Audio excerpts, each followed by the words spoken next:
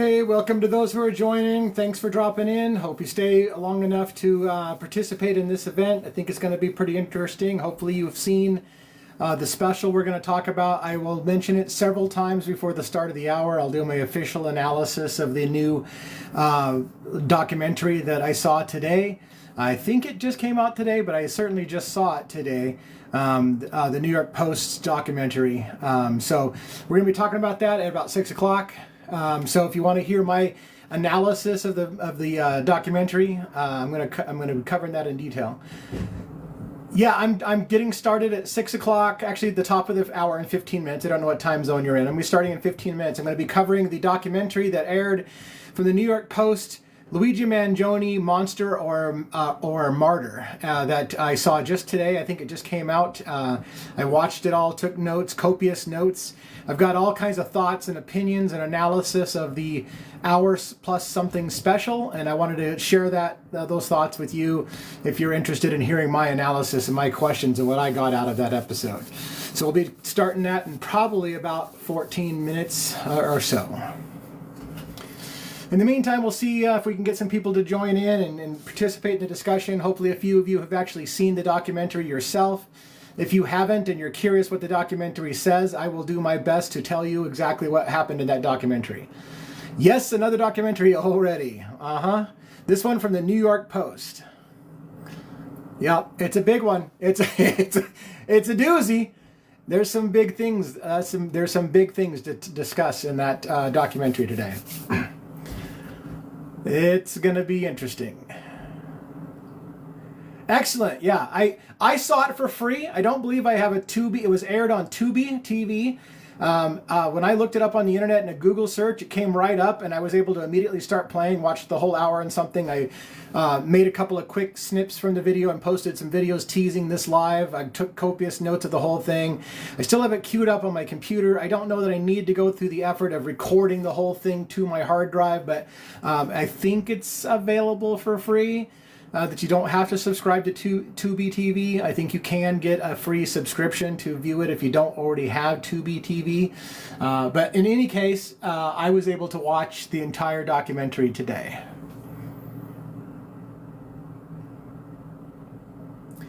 And I hope for my own personal benefit that you will stay with me through the live, and that if you do go out and find that you can watch the documentary, I would ask to please hang out with me and just hear my analysis, because once you start watching the show, you won't be coming back and then you won't hear my analysis. And if you care to hear what my analysis is, hang out with me.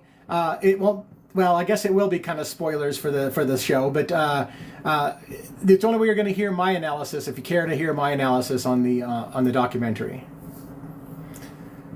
And the question that some of the people who follow my channel are going to want to know is, did they discredit my theory or did they support my theory of multiple suspects? We'll get into that as well. Some big topics came out of that documentary, and I'm really looking forward to sharing my opinions. I sure wish I had some chloroseptic spray, that nasty ass stuff that tastes like garbage, to spray my throat, because I can tell I'm going to be hoarse already. I have so much to say. And I'm going to be motor mouth, and I'm going to be going 100 miles an hour trying to give all my opinions and insights on this documentary so that I can tell you what I see when I watched it. And then you can watch it, or if you have watched it and you've got a different take on it, please let me know. If I had some cough drops, I might. Of course, they have to be sugar-free cough drops because I'm keeping my sugars down. So, anyways. So we'll give it again a little bit more time. We got about 11 minutes before the top of the hour. At the top of the hour, I'll start going through my analysis of the New York Post documentary that aired, called New York Post Presents Luigi Mangione, Monster or Martyr. And it's a doozy.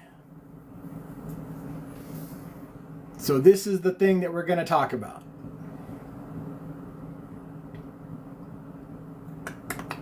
Thanks, Amanda Fentress. Looks like you follow the channel and stuff like that. Appreciate that.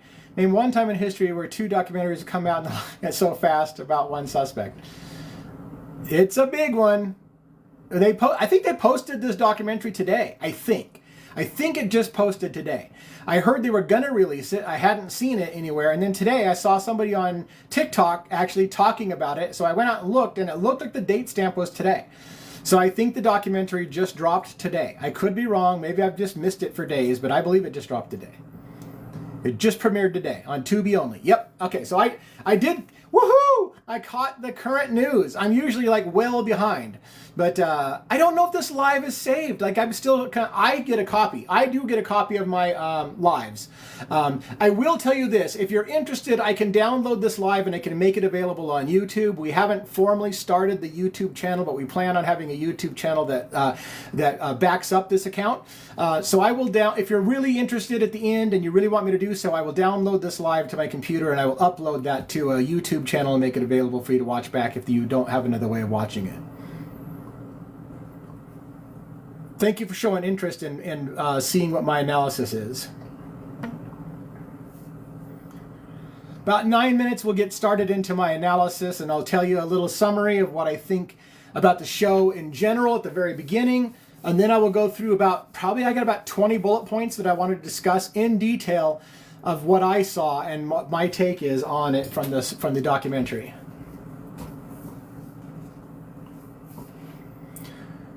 So awesome. We got a lot of people coming in to watch. Hopefully they stay and hang around. Like I said, this is the big news, right? We haven't heard anything for a while. So this is big news. I will try to upload that to YouTube. Like I said, so just to clarify, I believe there's an old Devil's Advocate YouTube channel that exists on YouTube right now. When about a decade ago, 12 years ago, a buddy of mine started doing the Devil's Advocates, and we were covering a different topic. Someone told me they found us on YouTube, and I'm like, how could you find us on YouTube? We haven't started that channel. And then I was like, oh man, I think 12 years ago we started the Devil's Advocate. So that account is, I guess, not showing anything, I don't think.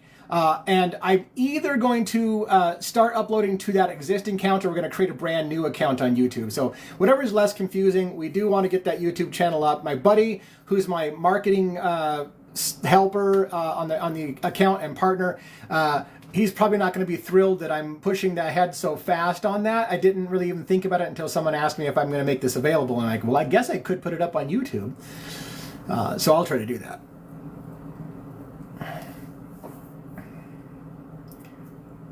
I know that other people on TikTok were talking today about the documentary, so I'm not the first to come to the party. Unfortunately, my follower base is pretty small on this account, so I saw somebody today with 105 concurrent people watching her give her analysis of it. So good for her. I wish I could be there. I wish that I had 100 people that would listen to what my opinions are and share their ideas, because I think I have. And the reason I'm doing that is not because I have vanity and I'm like, oh my God, you got to listen to me. It's that I think I have some unique perspectives that not everybody's talking about. So I wish that I would be able to share my opinions with that many people.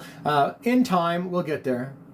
It's 3 a.m. now, so I can't keep watching this live. Oh, that sucks. But yeah, I will really try to make it available on YouTube. So search for the Devil's Advocates or Devil's Advocates without the in front of it on YouTube. Later tonight or whatever, when you wake back up, and I will see if I can get that uploaded. Like I said, I think there's an existing Devil's Advocates account. For just to be sure clear, we used to have a website called the Devil's Advocates a decade ago, where we were covering primarily the James Egan Holmes situation, and then we stopped doing that, and I guess the old website, the old YouTube channel's up. So if I have access to my old YouTube channel, I'll just repost to that and kind of resurrect it a little bit. If I don't, I'll have to create a new YouTube account, but I don't think there's going to be a time delay on that, so I should be able to get a post of this live if you're interested later tonight. And thank you for being interested enough to want to go out and see this live if you can't stay for it now. And thanks for the likes to get us going. About 6 minutes, we'll get into the documentary. Just fell into this room. What documentary? Today, there was a documentary released on Luigi Mangione by the New York Post. The New York Post had a special documentary on Luigi called New York Post Presents Luigi Mangione, Monster or Martyr. And I watched it today. I've took copious notes. I've been covering this case for a while. The case hasn't really started, but covering this event. I've got opinions and thoughts on the special from my perspective and my semi-unique way of looking at the world, and I want to share that with you here in the next 5 minutes. And thanks, lady, for all the support every night you've been in here. You've been giving us lots of love and support. I really appreciate that. And I got to hope that I don't go hoarse tonight. So at the moment, we're kind of on a record already. That's kind of spooky, right? So we got 47 concurrent people. That's a record for me. My back's hurting, so that's why I'm stretching and working out the kinks. It's like I need a shot of whiskey to get lubricated and a little bit loose. Actually, I guess I don't. I'm okay, but it feels like one of those moments that would be appropriate for a drink. This is kind of a big deal, right? Second documentary of the suspect dropping on 1 month anniversary of this event is wild. By the way, that's another comment they're not allowing me, or that they're blocking and making me have to approve, ladies. So again, hopefully I'm not getting myself in trouble by approving your comments. It's so weird that so many of your comments come through as blocked and I have to approve them. So, but unless you say something really salacious, I don't have any problem approving your things. And maybe if enough things of yours gets approved, they'll stop asking me, because it's kind of annoying to me. Not that I don't mind. I will do that for you all the time, but I just be like nice if they would just, hey, maybe you trust this person, they can talk in your room. But we'll see. Thank you for saying hi from New York City, in the thick of it. It's wild that my comments are getting blocked. I haven't been on TikTok in 6 months. Well, maybe that's part of the reason why you've been. Like, I mean, my buddy was off TikTok for a couple of years. When he came back, he's getting a lot of weird flags and stuff like that. And it might be because they're afraid that an old account maybe have been hacked or taken over by somebody, and they're just making sure you're legit, maybe. Who knows? Hello from the Netherlands. Wow. The Netherlands. At one point in my life, I thought about moving to the Netherlands. I heard some kind of special about, ironically, living in America. They listed the Netherlands as one of the most free places in the world for freedom. And I was like, man, how funny is it that when we talk about freedom, that the Netherlands is a better place for us to go. Are you going to show the documentary on here? I'm not planning on showing the documentary on here tonight. I believe I can make a recording of the documentary, but that's that whole gray area of copyright infringement. It was free for me to watch. I don't think I have a subscription to Tubi, but I was able to watch it. So maybe I did, and maybe I was already auto signed in. I need to make sure, because obviously if I'm paying for Tubi, I can't just rip it off and go share it with everybody else. But if it was made available for everybody, and you go out and check, and unfortunately I say go out and check, but I don't want to encourage you to leave my live and then never come back because now you're stuck watching the documentary. But you might want to search for it and see it. It was available for me for free this morning, so.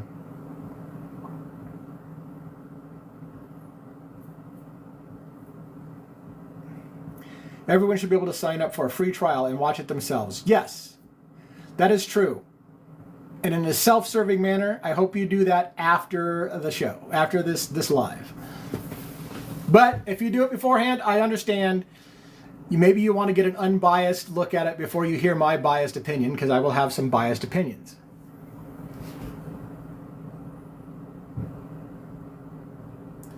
Only about 2 minutes, and I'll go ahead and launch into our discussion about this documentary here. So I'll give it a couple more minutes.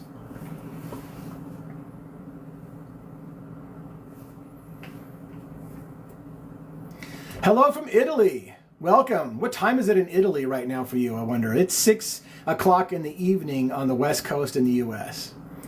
I'm not a lawyer, no, but I know a lot about law. I watch a lot of law. I follow a lot of true crime. I do, and so I'm familiar with the legal process in America and talk about it educatedly enough that people keep asking me if I'm a lawyer. They also ask me if I'm law enforcement. They also ask me if I work for the government. So apparently I sound like a cop. I sound like a lawyer sometimes. I don't know, but I guess I should be flattered about that, but I'm just an aficionado in these kind of things, and I guess self-educated. Thank you for loving the background. Yeah, I've got the meditative sloth behind me.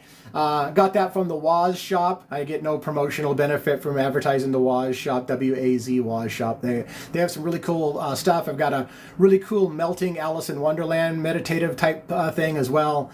Kind of a little bit into the spiritualism stuff and meditation. So as an aside there, thank you for everyone who told me to go follow DJ Morris last night. Very cool. All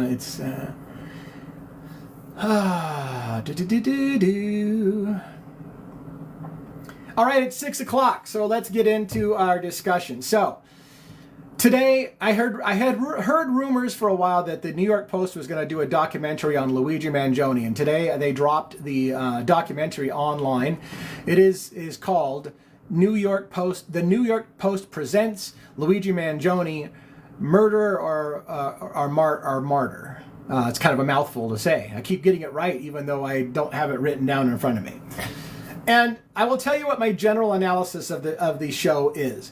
It was kind of a piece that was focused on the New York Post's perspective of a breaking story. It was basically, this is what happened when the editor wakes up in the morning and he's checking his phone and to see what the current headlines are going to be for the day, and everybody's asking him, hey, holy crap, did you hear about the shooting? And he's like, what shooting? And off they go. And you're kind of like getting a little behind the scenes look about how a news organization runs.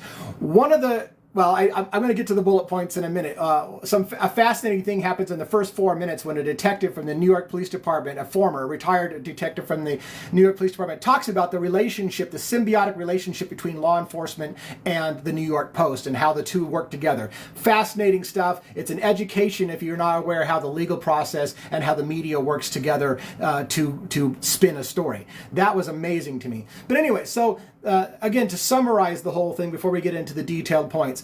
So the summary was basically about the what they caught on camera, what they don't have, the manhunt, how they tracked him down, how they made the arrest, and then they started getting into a little bit of what I would call like kind of a character assassination part. The backstory of he was having mental health issues, he was withdrawing from society, he was withdrawing from his family, speculation about what kind of mental health issues and crisis he was going through, which was completely pissed me off because there was nothing backing it whatsoever. It was pure speculation. It was like, clearly he's got mental issues, so we're now trying to figure out what mental issues is he struggling with. And it's like, the gist of it was, I'm kind of getting ahead of some of my notes, the gist of it was, no sane person would have done this, so we know he has to have mental issues. So now we're trying to figure out what mental issues he has, because we know that no sane person would do what he did. That was kind of like the character assassination part of the episode, which kind of happens towards the end. So the beginning, the front half of the documentary is more focused on how law enforcement were trying to track down the suspect, and how they identified him and how they made the arrest, which I'm going to cover in detail. And then the back half was, okay, what happened leading up to this event? What caused a man to go off the rails and do these things? Which, from the perspective of the episode, I would say they have no question in the piece that Luigi Mangione is the suspect. And it was more a question of why did he do this, and should Americans be celebrating a murderer? Should they be, is it disgusting and vile, the reaction we're seeing in the American population? Is it a testament? And there was people on the other side that they did show about, I mean, important people, a major, I can't remember her name. Anyways, they had several major political figureheads saying, this is just a byproduct of American anger. Like, people are upset about our system. And it was almost, they were sympathetic on some of the politicians that were kind of viewed as it wasn't like, yeah, this is what you get, but it was more like, I get it. I get people are angry. You have to expect that people are going to be angry. So while I would say that the show generally depicted the event as something that no sane person would do, shaming America for being obsessed with the case, which they made it basically sound like purely because of his good looks, they're obsessed about him, and how we should all be ashamed of ourselves is a big part of the message that I heard in the thing. Having said that, let's talk about some bombshells. So, early in the episode, 4 minutes and 47 seconds in, we got William McNeely. It's a homicide detective retired for the New York Police Department, and he's talking about the symbiotic relationship between the New York Post and law enforcement. And what he explained was how this is a great relationship for them, because what happens is he says the news agency wants to have the inside scoop, right? They want to be able to be the one to break the story. They want to have the inside scoop. And so law enforcement, New York Police Department, will work with the media company like New York Post to give them the inside scoop. But in exchange, it allows them to control the narrative. Now, he didn't use the exact word control the narrative. What he said was, we get to, the police department has the ability through the media to control what gets put out into the public. Okay, so he flat out admits, and this is the way everybody should understand it works, that when law enforcement is informing the media, they are informing the media about what they want the public to know. And they're keeping, and as he said, to control and protect the investigation. So if there are details about the investigation that they don't want to make public, they won't tell that to the press. They will only tell to the press the part of the story that they want the public to know about. It is a symbiotic relationship, not based on honesty and truth, but what the narrative is that law enforcement wants to get out. And that was clear by what he said. If you just listen to what he's saying, he says, we want to control the narrative and what gets out to the public so we can protect the sanctity of the investigation. Now, again, I've speculated before. That sometimes even means purposely putting out false information on TV, because if they know that there's another guy, let's say that they've made an arrest in a case and they've made and they said, we've got the guy, we're no longer looking for anybody else. That could be the message they want to go out on the air, because they might know that there is a suspect in the wind that they're really looking for. And they want that suspect to think they got away with it and lower their guard, right? So law enforcement will lie to the public through the media to say, we know who it is, this is our guy, we have no doubt there's anybody else, and we're not looking for anyone else, even while simultaneously continuing to look for somebody else. That's the way the system works. So, and there's nothing illegal about it. So just because you hear, this would be the takeaway from me, just because you hear that everything points to Luigi Mangione, that doesn't mean that law enforcement isn't looking for somebody else or hasn't been looking for somebody else, but they want everyone to believe, including the suspect who may have thought they got away with it, to believe that they've got their man and they're no longer looking. Do I think there's another guy? Someone say there will a big happening. I do believe that there could be, I very much believe there could be another person. So anyways, that was one of the takeaways. One of the other takeaways was the main reporter who was throughout the whole documentary said one of the things that they're trying to find out, the New York Post, that one of the critical things they're trying to figure out is how did the shooter know that Brian Thompson was going to be arriving an hour before the conference and that he was going to be entering through a side entrance. That was a piece of information I didn't really have. He wasn't even apparently going through the main entrance. He was going through a side entrance, which means the suspect who performed this event knew that Brian was going to be going to a side entrance and was waiting for him on the side entrance. It leads to that question of how much did the suspect know, how long had it been undergoing. It also leads to the question, was it a professional hit? Did someone know his schedule? Is there an inside man? All of these questions you have to ask. So I thought that was super interesting, just the fact that he said, we're trying to figure out how the shooter knew that Brian was going to be there an hour before and that he was going to be going through a side entrance. One thing that became absolutely clear to me, and you know that I've posited several times on my videos that I believe there's a possibility of multiple suspects, is they made it clear in that video. It is not true that they have him on camera all the way, all the time. This is the narrative I keep hearing in the media. They've got him dead to rights. They have him on camera from the moment he walks into New York City all the way through the event and out until his arrest. Not true. They lose him on camera all over the place. They lose him on camera between the alley. They lose him on camera in Central Park. They lose him on camera going into the bus station at Port Authority. They lose him on camera in the cab, out of the cab. They lost him on camera many times. Many times. And in fact, they stopped looking for him when they lost him. And this was reported, I remember this being in the news when I first saw it, that they thought he got on a Greyhound bus and they lost him, that he was out of town, that he had left the city. And they lost him and they didn't find any evidence of him again till the next day. So he was gone for the day. They lost him. Now why does that make a difference? Because again, if there are multiple conspirators, if there are other people involved in this event, they do not have continual video footage of the same guy, and therefore other people could have been swapped out. There could have been one person that was a shooter. They could have walked out the park a different side and they picked up a different person as the suspect over there. So a third person could have got into the taxi. Maybe that's the person that got onto the Greyhound bus, and maybe Luigi's even a fourth person who's sitting in Altoona, Pennsylvania to be picked up. The point being is that in an elaborate conspiracy with multiple suspects that are working together to pull this off, they do not have a continuous stream of video footage showing exactly who did it all the way through. That is not true. In court, Karen Agnifilo is going to probably be able to say, how do you know that this is the same guy who you lost for whatever it is? Now I'm making this number up, 23 minutes. You lost him for 23 minutes in Central Park. How do you know this is the same guy that came out the other side? How do you know for certain that the guy you picked up in Altoona, Pennsylvania is the same guy that you have been looking for 5 days and couldn't find? And let me say another thing too. I want to make it clear, he was not tracked down by the big, massive law enforcement task force looking for him. He was not tracked into Pennsylvania and they went after him and found him in Pennsylvania. He was arrested in Pennsylvania. Get this. He was arrested in Pennsylvania because he was sitting in a McDonald's and some random guy, who I've seen the interview, some random guy saw him and said to his buddy, hey, that guy looks a lot like the guy they're looking for in New York.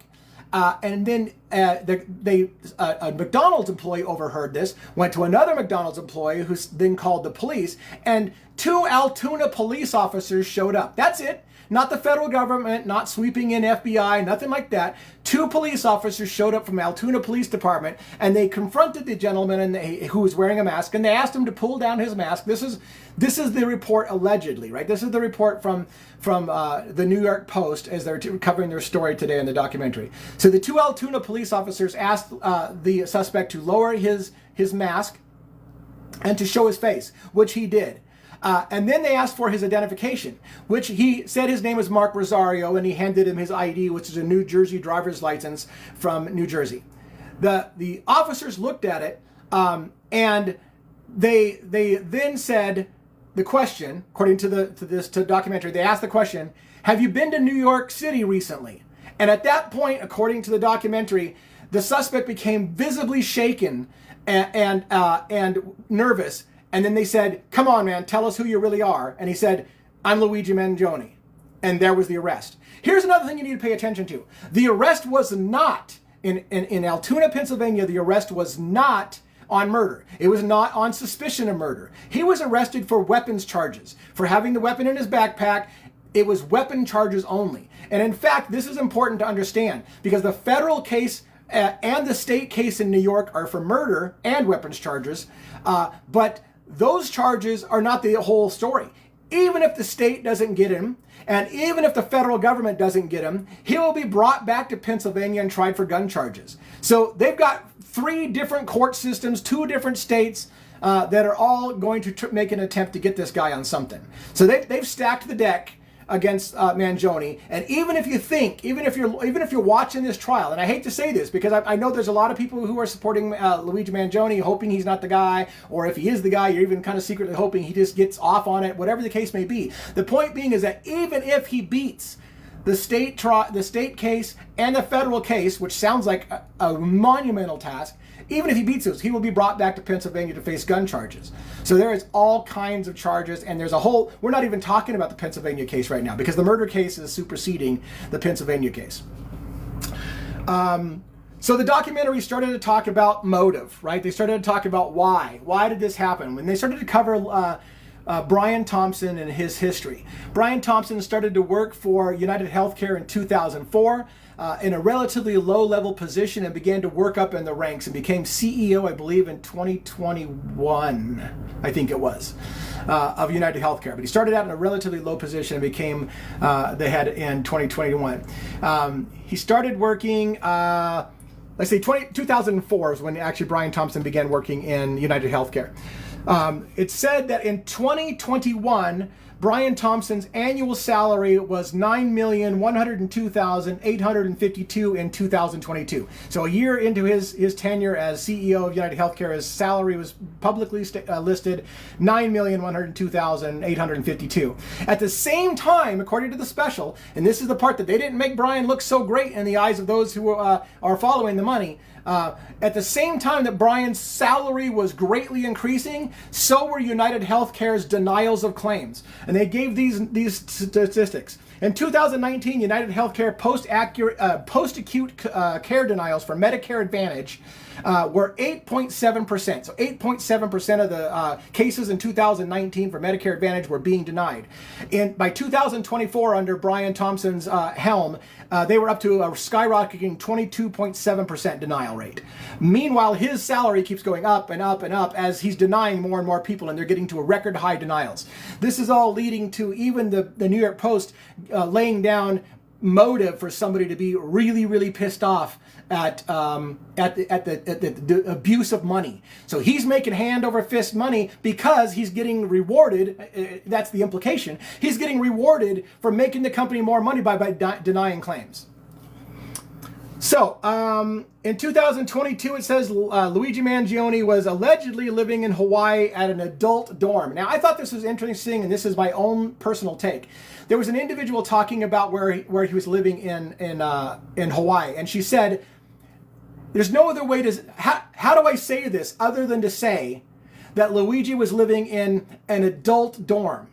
And then she said for 20-something-year-olds to 30-something-year-olds. She almost made it sound like it was some kind of sexual commune. I got to be careful. That word's going to get me in trouble. So she made it almost sound like it was a free love type thing. It was one of those, how do I say this? It's an adult-only group for 20 to 30-year-olds.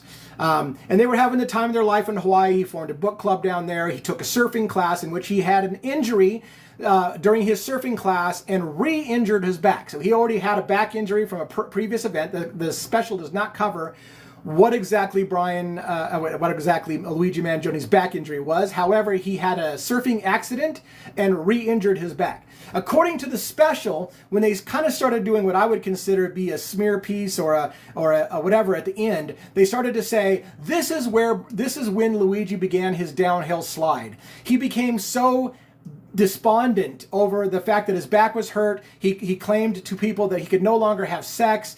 He was having a hard time having any kind of physical activity, and he was a physical guy, super fit, and it sent him into a depression.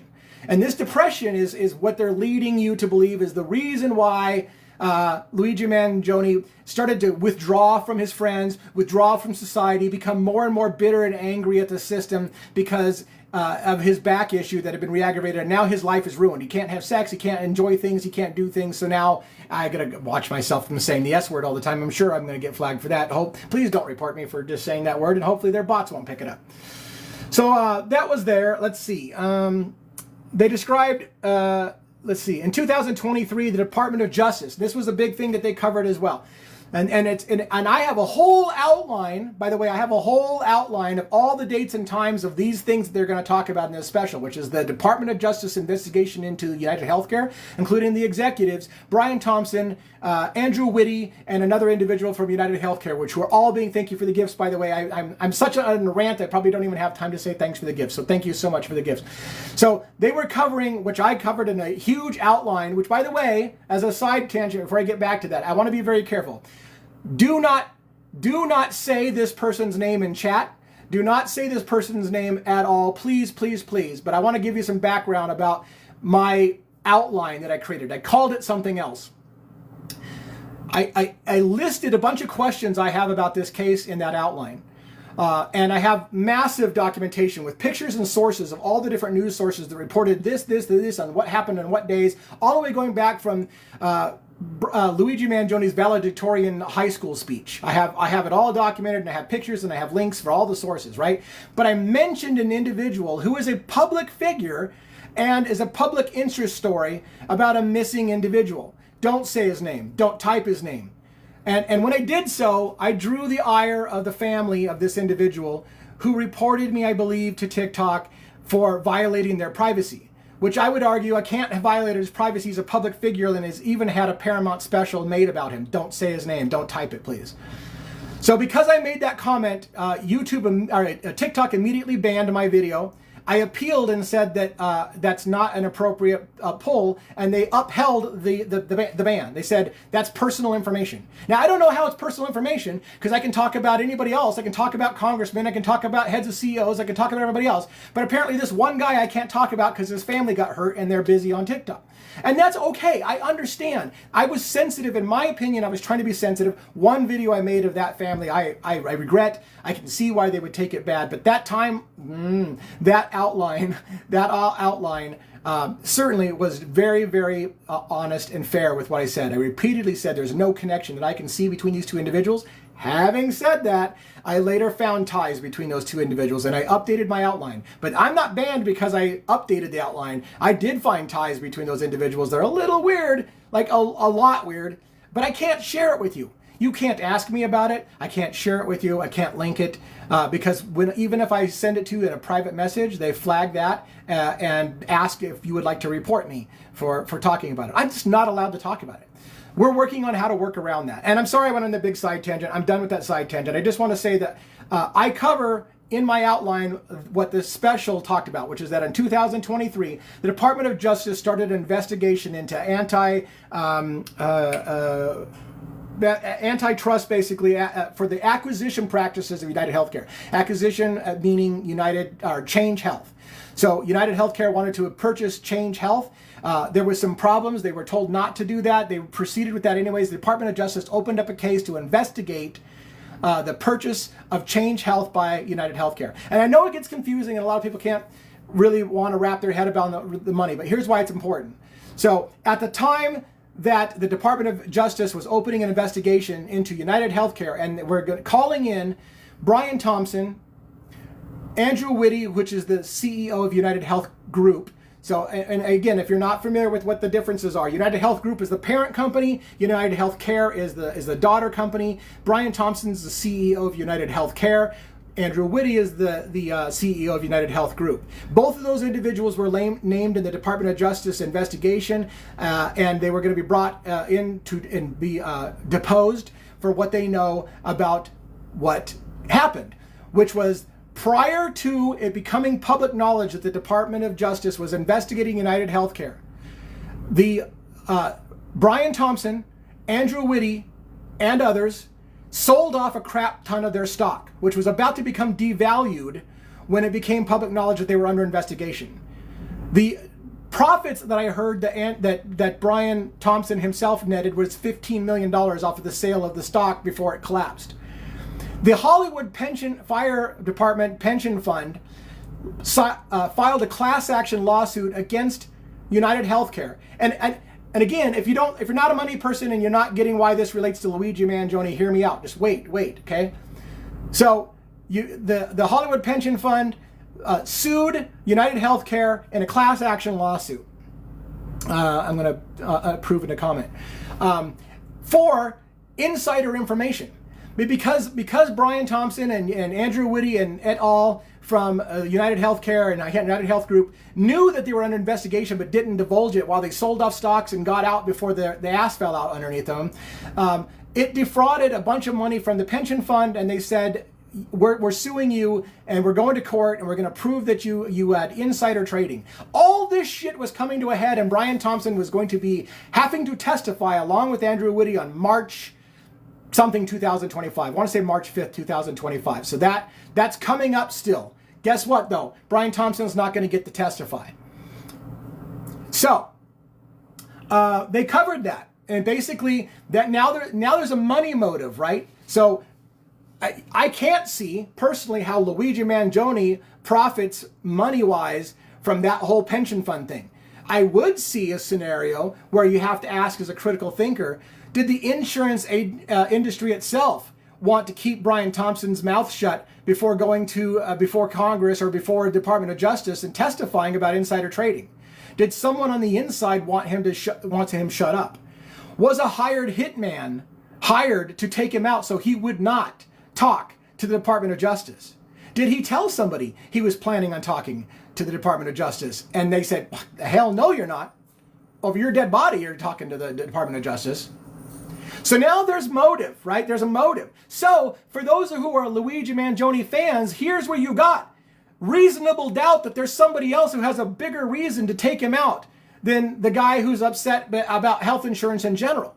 Luigi was not a customer of United Healthcare. He doesn't have a necessary personal grudge against United Healthcare. What they want to tell you in his manifesto, and by the way, I'm going to try to get back to the actual documentary. I'm layering a lot of my own thoughts in here.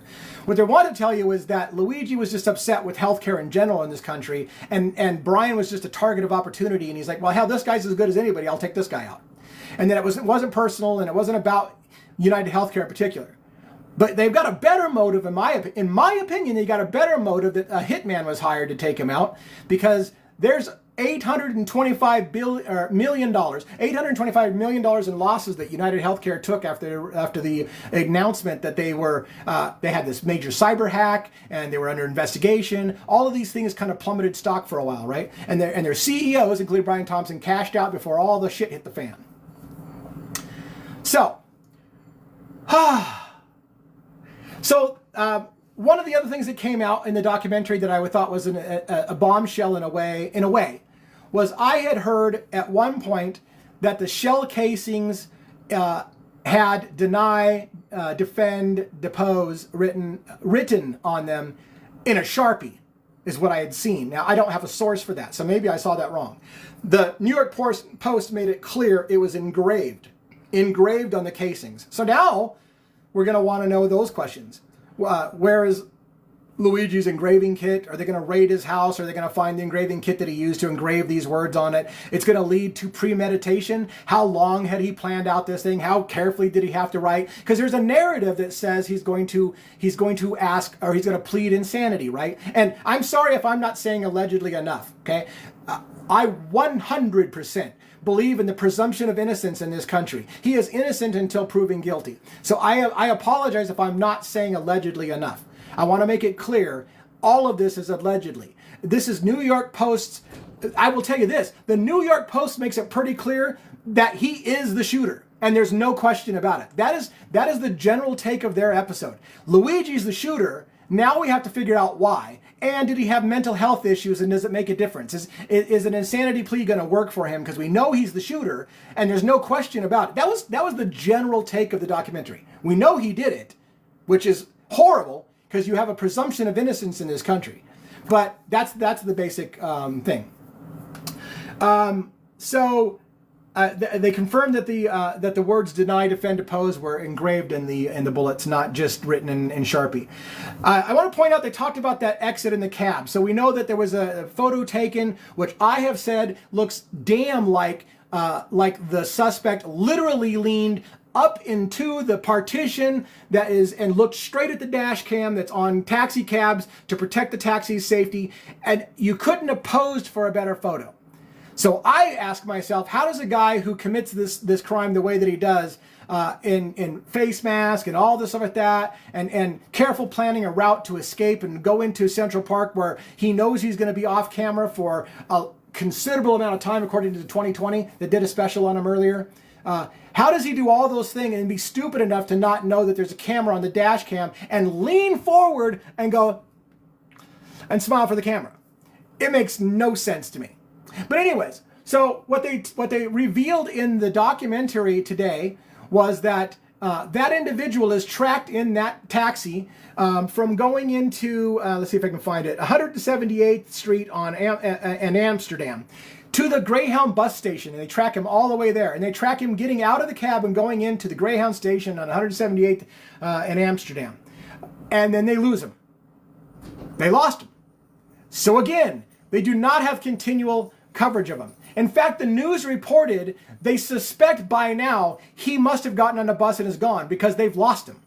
And they describe in the episode of the documentary that it takes time for them to be able to go get the videos and look through all the videos and find where he bought the ticket and verify where he was going when he bought the ticket, whatever. So they said they lost him because they don't have the time to get all that information, right?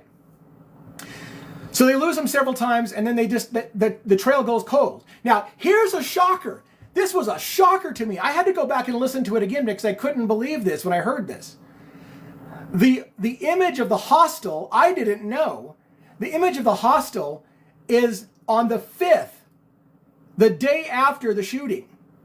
So the story is that the suspect checked in days before the shooting at the hostel that was nearby, and then checked back in later. And I knew that part, that he checked in later. He missed an auto check-in. Because when you're staying at the hostel, apparently you have to check in every single day to say you're going to want to be there another day.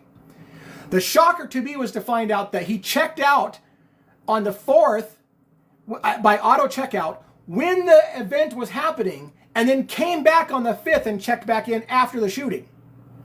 That blew my mind. I didn't even know that the hostel check-in was after the event. And people keep asking me all the time, what was he doing during that time when he missed the auto check-in? Unfortunately, one might argue, he was committing murder, right? Allegedly. Because he missed the auto check-in, allegedly, because he was on the run from law enforcement. That's the story, again, I think that they're trying to portray. The reason why he missed the auto check-in is because he went out to commit the murder and then was on the run and didn't escape authorities until later that day, and then checked back into the hotel the next morning, the hostel the next morning. So that was a stunner, a real stunner from that whole thing. There was a theory, they said, by law enforcement that he must have boarded a Greyhound bus and that he was gone from the city.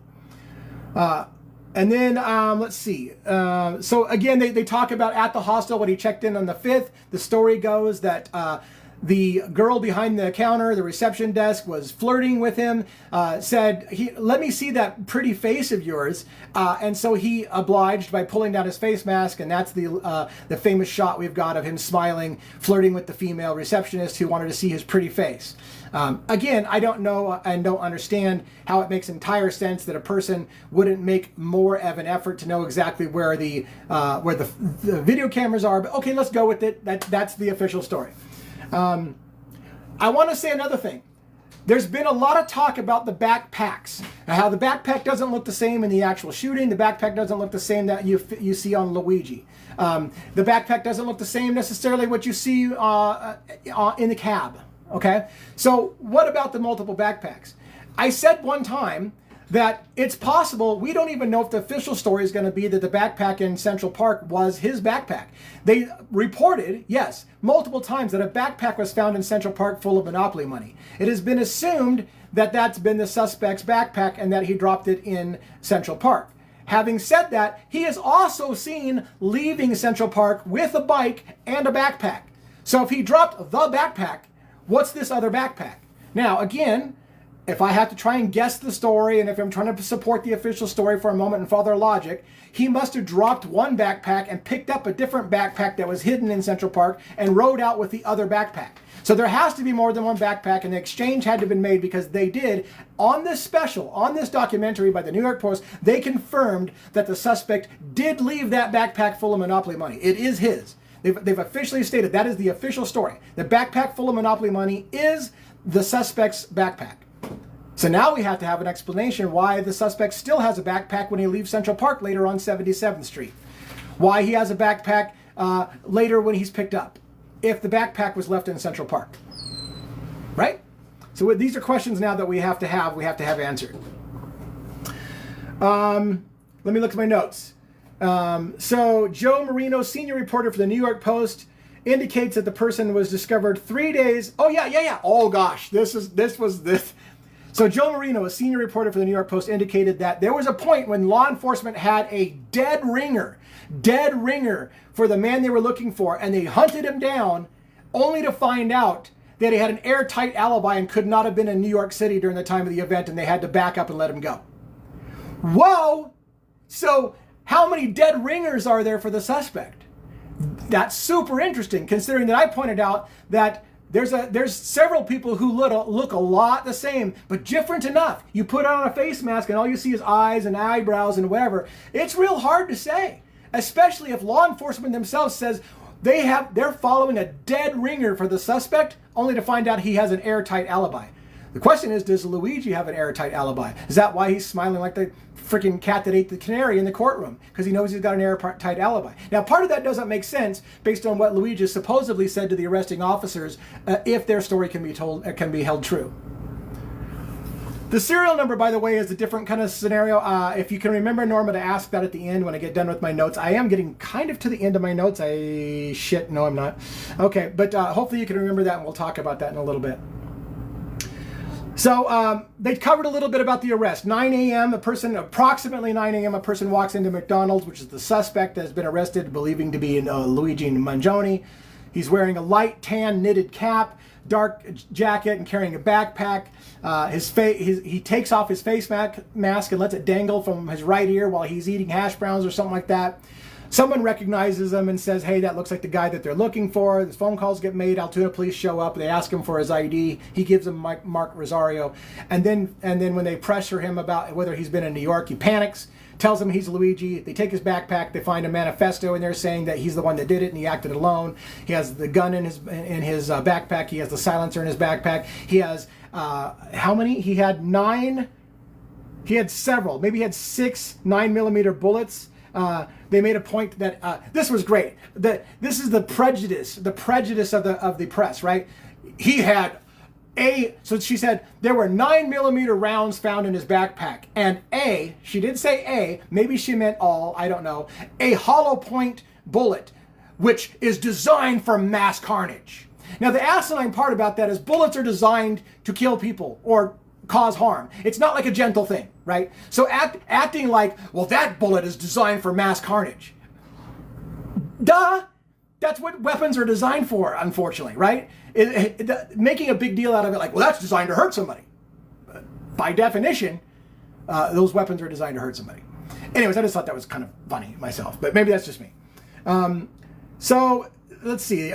Then they pointed out, this was what's funny. So they spent a lot of time in the documentary shaming America for the love affair they were beginning to have with Luigi. That he was a good-looking guy. He was charismatic. He was, an Ivy Leaguer. This guy's got everything going for him, and he's got, $1 million. They called it in the show $1 million smile, and everybody loves him. And they showed women fawning over him, and and offering to help hide him, and wanting to marry him, and all this stuff. And they basically said, how sick are we as a society that this kind of worship is going on for a murderer, right? That was the kind of the take. And then they said a funny thing.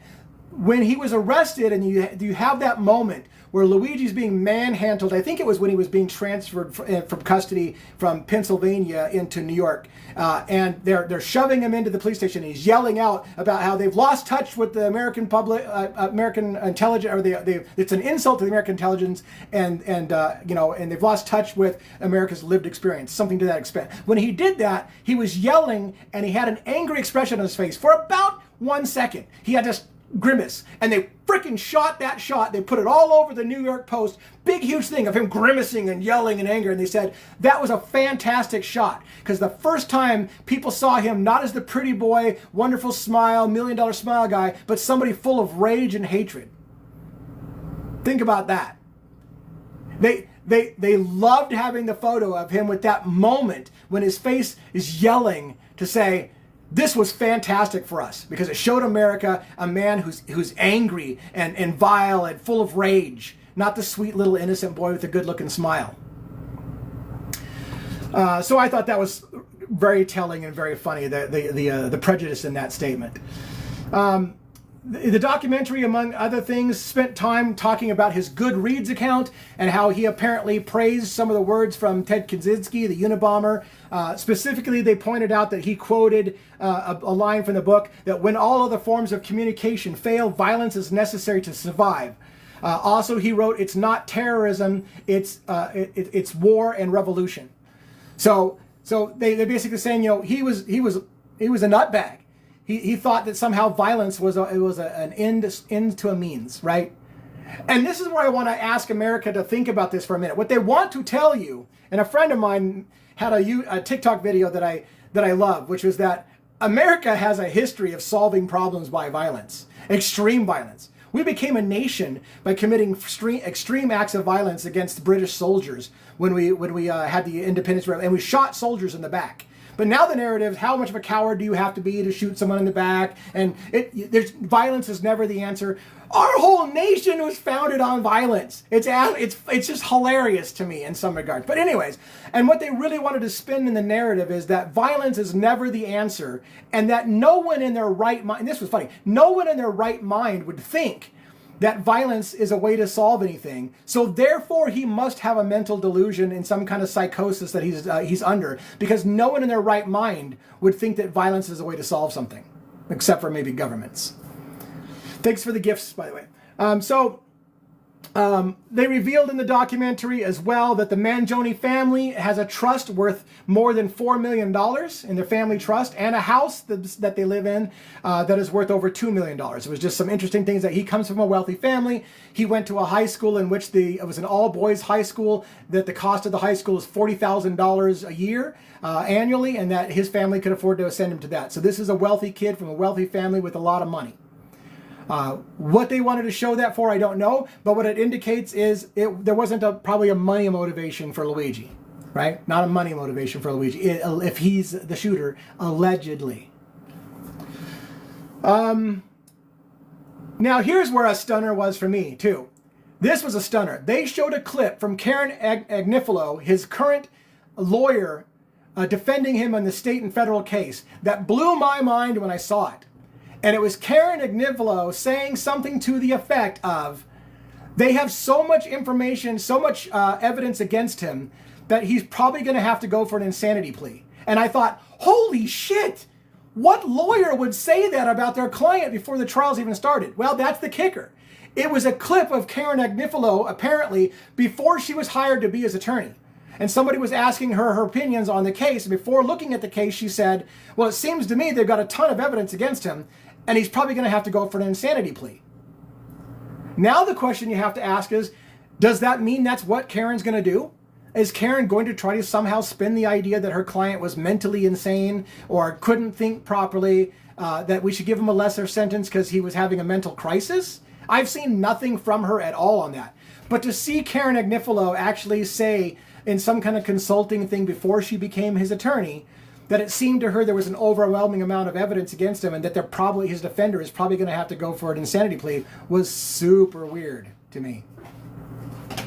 And yes, I think I've said this, Monica, several times. That was before Karen was retained as his attorney. But it was one of those, I can't believe she just said that. But then I was like, well, she was asked about the case before she knew much about it, and she was just asking on the same thing that we all saw in the news. I'm sure her opinion changed. But it does beg the question, will she go for an insanity plea? And how can they do that? Can they get insanity on somebody that took months to plan it, who engraved things into bullets, who waited and lied in wait, all these things, wrote down exactly what he was doing and why he was doing it, if that's what he did, can they claim that's insanity? Because the prosecution's going to beat that to hell. They're going to be like, yeah, there's no insanity. It was planned out. It's premeditated cold murder. That's what they're going to say. Again, the episode really at the very end spent. I'm almost done with my notes, by the way. I'm almost done with my notes. I really felt at the end of the episode they really were spinning this narrative about he has some kind of mental condition, and in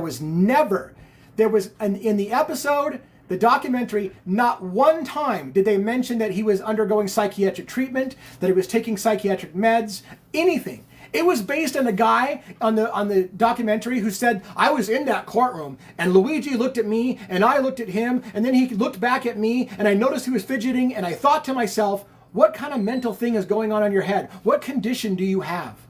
And then they started to build a narrative. And they started to have this woman come on talking about paranoid schizophrenia and how it affected her life, as if they're explaining this is what Luigi's going through.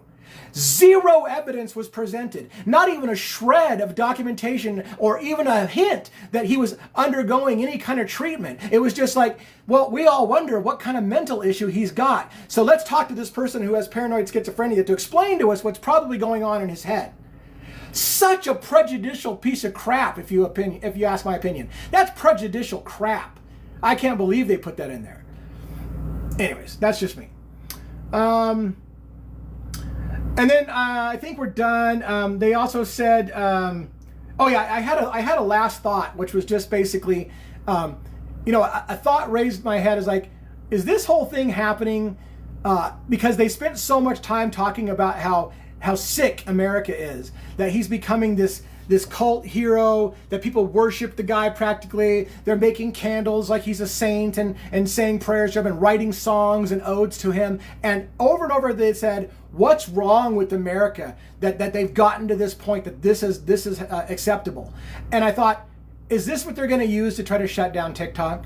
That America is sick in the head, and America shouldn't be allowed to have a voice because they're going to need to tell you how to think about things, because Americans are just sick in the head. That's what it felt like to me. It's like, we can't trust America to talk freely about this because they're going to do shit like this and worship the guy like he's some kind of hero. And they kept saying, this is not a hero. This is a murderer. That man was a family man. He had kids. He's a father. There's no justification for murdering somebody. Well, of course, leaving out the counter dialogue, which is it more acceptable to deny people's claims and let people die slowly by denial of claims? Like, it's just a more sophisticated, in some people's view, it's just a more sophisticated way of committing murder. And that's okay, because it's white collar murder. It's corporate murder. If that's, again, this is the theory that people say. It's not what I'm accusing anybody of. It's a theory that people say. All right, so I spent an hour, I spent 45 minutes giving you my thoughts and my analysis of the overview of this documentary that was aired today, like I said, by the New York Post. New York Post presents Luigi Mangione, Murder or Martyr. What are your thoughts? What are your questions? I'm going to try to take a little bit of a breather, kind of get the blood pressure down a little bit and calm down and just read some questions and do the best I can to answer questions. The serial number question. Let's talk about the serial number question. So I covered this before, and I don't know if you were in the room, so I apologize for anybody who's heard me rant on this before.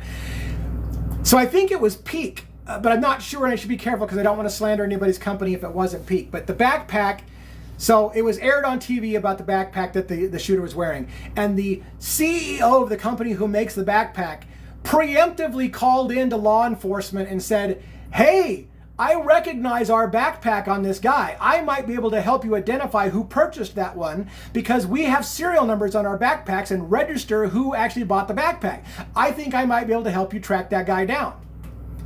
Now, what happened after that came out in public, that he had done that, was an unexpected public backlash from people going on and saying, never buy this guy's backpacks again. He rats you out to people. He keeps your serial number on your bag. He knows what you buy. He'll turn it over to law enforcement at any time that they ask for it. And here's the kicker.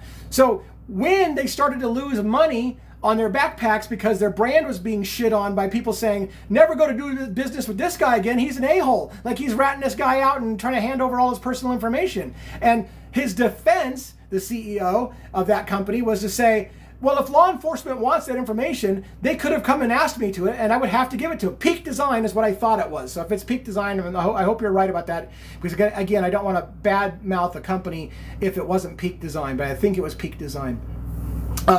So anyways, when he started getting backlash from the public for going to the police preemptively, his response was, well, they could have asked me for that anyways. To which I said, damn right, you wait until they ask for it. You preemptively went to them and said, hey, you haven't asked me for this, but I'll turn over all the keys to the kingdom and I'll give you all my shit on my customers' databases and tell you exactly who bought it. And his defense was, well, they could have got it if they wanted it. You could have, but you didn't do that. So don't be a whiny tit when people are pissed off at you because you preemptively did it. And you can't sand crab your way backwards and say, well, they could have asked for it. Because, yeah, they could have, and you could have waited until they asked for it. Do you think the prosecution are watching people on TikTok theorize? I don't know that they would. I mean, I don't know that attorneys consider TikTok to be a very good source of information, even though I think there's a lot of great internet sleuths. I think a lot of people have more information about what's going on this case than even law enforcement. So I think, generally speaking, authorities have you're just a bunch of TikTok morons, but there are really, really smart people here. The healthcare industry profited $34 billion while people had $116 billion in medical debt and passed with 31% denial. Oh, by the way, that's a great point. By the way, one of the guys in this end of the film made a comment, and he said, only in America do we have a society in which if you get sick it can bankrupt your entire family. So you pray to God in America that you pay insurance premiums your whole life, and pray to God you don't get sick. Because if you do, it can potentially bankrupt your entire family, and your life will be ruined. And no other country in the world treats their healthcare system like this. How is it that we are accepting as a society a system in which you have to pray that you stay healthy because it's going to ruin you financially if you ever have to call in a marker and get paid for something? All right, I got so many comments. Can you talk one more time about the connection between New York Times and the New York PD around the 4-minute mark? Yes, blessed. First of all, let's clarify. Not the New York Times, the New York Post. New York Post. So they had a retired detective from the New York Police Department talking about the relationship between, and his name was William McNeely, homicide detective, New York PD, retired. Featured in the episode, he was talking about the symbiotic relationship between law enforcement and the New York Post in particular, explaining how that the news reporting wants to get an inside scoop, and the law enforcement wants to be able to control what information gets released to the public so that they can protect the integrity of the investigation. So he's admitting it's a great relationship for police and the media work together because we get to control what the media will tell about the case in exchange for them getting the scoop. Let's see. My question was the real serial number connecting to Luigi 100% if it's his bag. I don't know, Norma, if it's ever been proven that the serial number does connect Luigi. What I will tell you, the reason why I don't think it does, is because for 5 days, allegedly Luigi was on the run for 5 days, and they didn't hunt him down by knowing who he was. They hunted him down because somebody at a McDonald's in Altoona 5 days later happened to say the guy kind of looked like somebody on TV, and police officers asked him if he had been to New York recently. And then he panicked, and that tipped him off that something's wrong. They didn't hunt him down because they had the serial number, I presume, and that they knew who he was, and they were looking for Luigi. It was all based on this reaction he had when they asked him, have you been to New York recently? So that's my reading into that.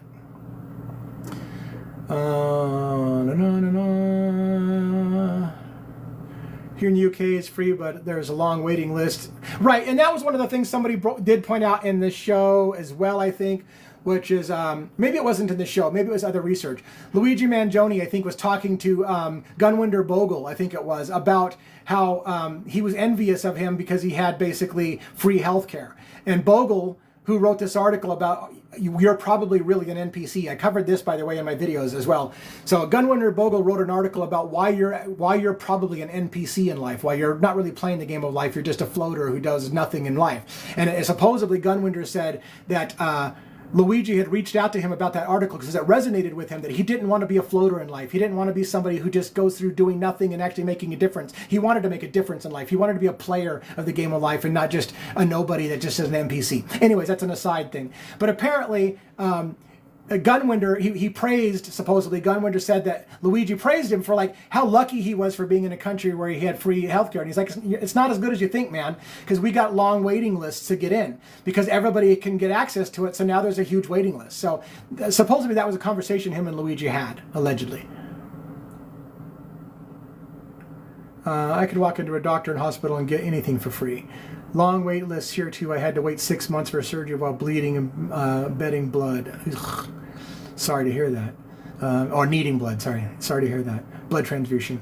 Do you feel Luigi's cousin Nino is suspicious? I don't have a thought on that at all right now. Some people say that other members of his family look suspicious. I haven't, so far, my research hasn't taken me there. The ID in McDonald's makes no sense. I agree with that. Customers would have to register the bag, not just purchase it. Depends on if you want a warranty, I suppose. Like I'm assuming they have a warranty on their bags, and a person has the option if they would like to fill out a warranty card to register because they want to get the 3-year or lifetime warranty on the bag or whatever the case may be. It probably is optional. I don't know. They also keep saying that they have definitive DNA evidence. I have heard that. I've also heard they have a partial smudge of a fingerprint. So I don't know. Do they have actual full DNA, or do they have a smudge that is consistent with the fingerprints of Luigi Mangione? And here's the problem for those who believe that it's possible that the police can frame people. Once he's in their custody, he will be fingerprinted. His fingerprints now belong to the state. And those fingerprints can somehow mysteriously end up on anything they need it to, if we don't have good chain of custody on the evidence, right? So his lawyer is going to want to make sure, I'm sure, where did you pick this up? Who touched it? Where is it in the log? I want to talk to every single person who handled this. I want to see the chain of custody on every piece of an event so that I can say with certainty that from the moment I see this person put down the bottle to the point that police take custody of it, that no one else touched it, and that you can now say with certainty, I need to know how it was handled, who had chain of custody, and what their names are, so I can depose them and verify that that's really what happened, and all those things are going to be answered in court. Let's see. Legally, he would need to be subpoenaed to give them the serial number. To be honest, he wouldn't need to if he decides to do it himself. And that's what it sounds like happened. He went to the authorities and said, hey, I think I can help you, which created backlash for him and his company. You can also pay a private in UK. I used to live there, and you has always got an appointment. Right. So you can have private health insurance on top of the state health insurance, right? So there, those people who have the money and the means to do so can probably secure private insurance in addition to the state freebie, so that you can get that priority care. Oh, by the way, I have a really weird thing. I don't know if I can talk about this on TikTok and not get in trouble. So they indicate how the suspect shot Brian Thompson in the back. And I hear all these comments from people, what a coward, shooting him in the back, and blah, blah, blah, blah. You know, like what, face him like a man and shoot him in the face when you're looking at him. Well, if you've seen the unedited video, Brian Thompson appears to be struck in the leg, spins around and faces his attacker, and runs from him some more. And the attacker kind of calmly walks and stalks him down, shoots him again, and then walks up close and shoots him again. There was a moment, and I would have to watch it again to prove it. There was a moment in the teaser and the whatever, where they showed x-rays of a skull with what looked like a bullet embedded in the skull, and they never talked about it in the episode. So the question now asks, was he shot 3 times, just in the back, 2 in the back and 1 in the leg? Or was he shot in the leg, shot in the back, and then walked up upon and shot in the head? And I know that's really, really difficult for people, and I understand this is where you can get in trouble with TikTok, because this content can be not suitable for some people. They don't want to talk about violence. They don't want to hear about violence. It bothers them. But they showed, I remember seeing the scan of what looked like a bullet inside of a brain, and I thought to myself, did the shooter, I was waiting for them. I'm like, are they going to show that the shooter went up and did a kill shot in the head? And it would make sense. God, I'm so thankful I have not yet been reported. God, please, I hope that we don't get reported tonight. But anyways, it seemed to me that the shooter shot him 3 times, once that hit him in the leg. And then the question becomes, was the shooter a bad shot, or did the shooter want Brian Thompson to turn around and know who was shooting him? Did the shooter know Brian Thompson? These are questions that need to come out. Was Luigi a stranger to him, if Luigi allegedly was a shooter? Or was it someone else and Brian knew who it was and would recognize the eyes? Did he shoot him purposely so he would turn around and know what was happening? It has to be asked, because he did turn around and he faced him. And when he saw him, he appeared to run again. And then he got shot again, and then he walked up upon and shot again. So, and it seems to me, in very graphic, I apologize if this is not suitable for everyone, that last shot was the shot to make sure. You know what I mean? So you have a wounding shot, you have a I don't know shot, and then there was a shot maybe to make sure.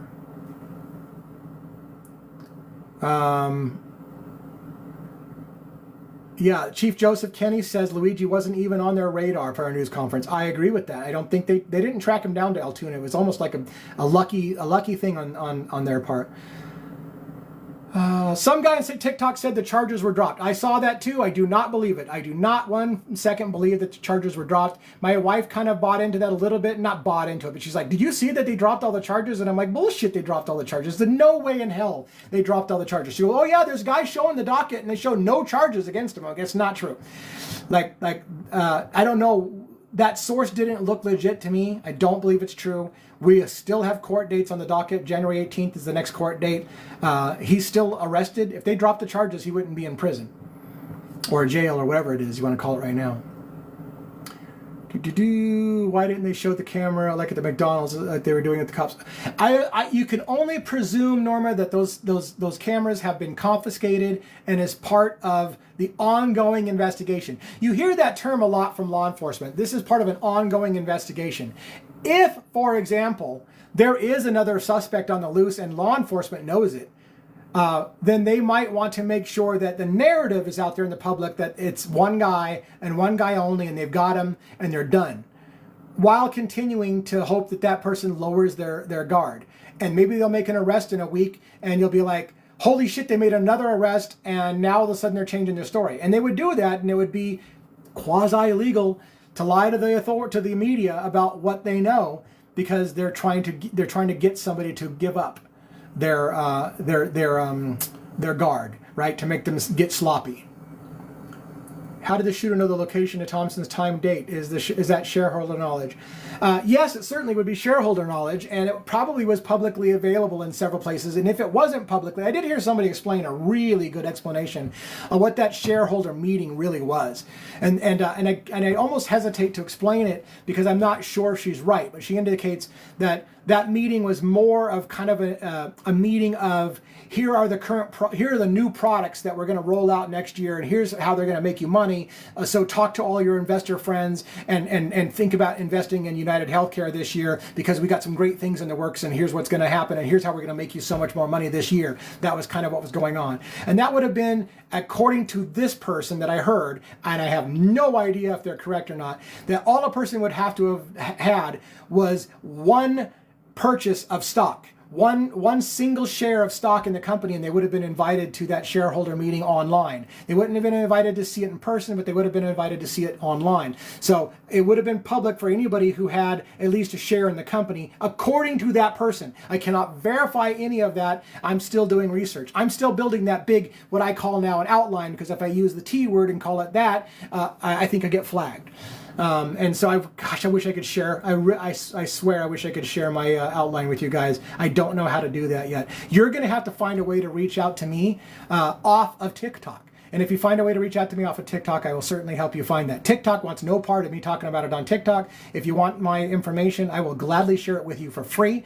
Not a scam. I'm not trying to get your money. I'm not trying to sell anything to you. If you want the information because you're an internet sleuth and you want to help fill in my timeline, my outline, then reach out to me privately, because we can't do that here.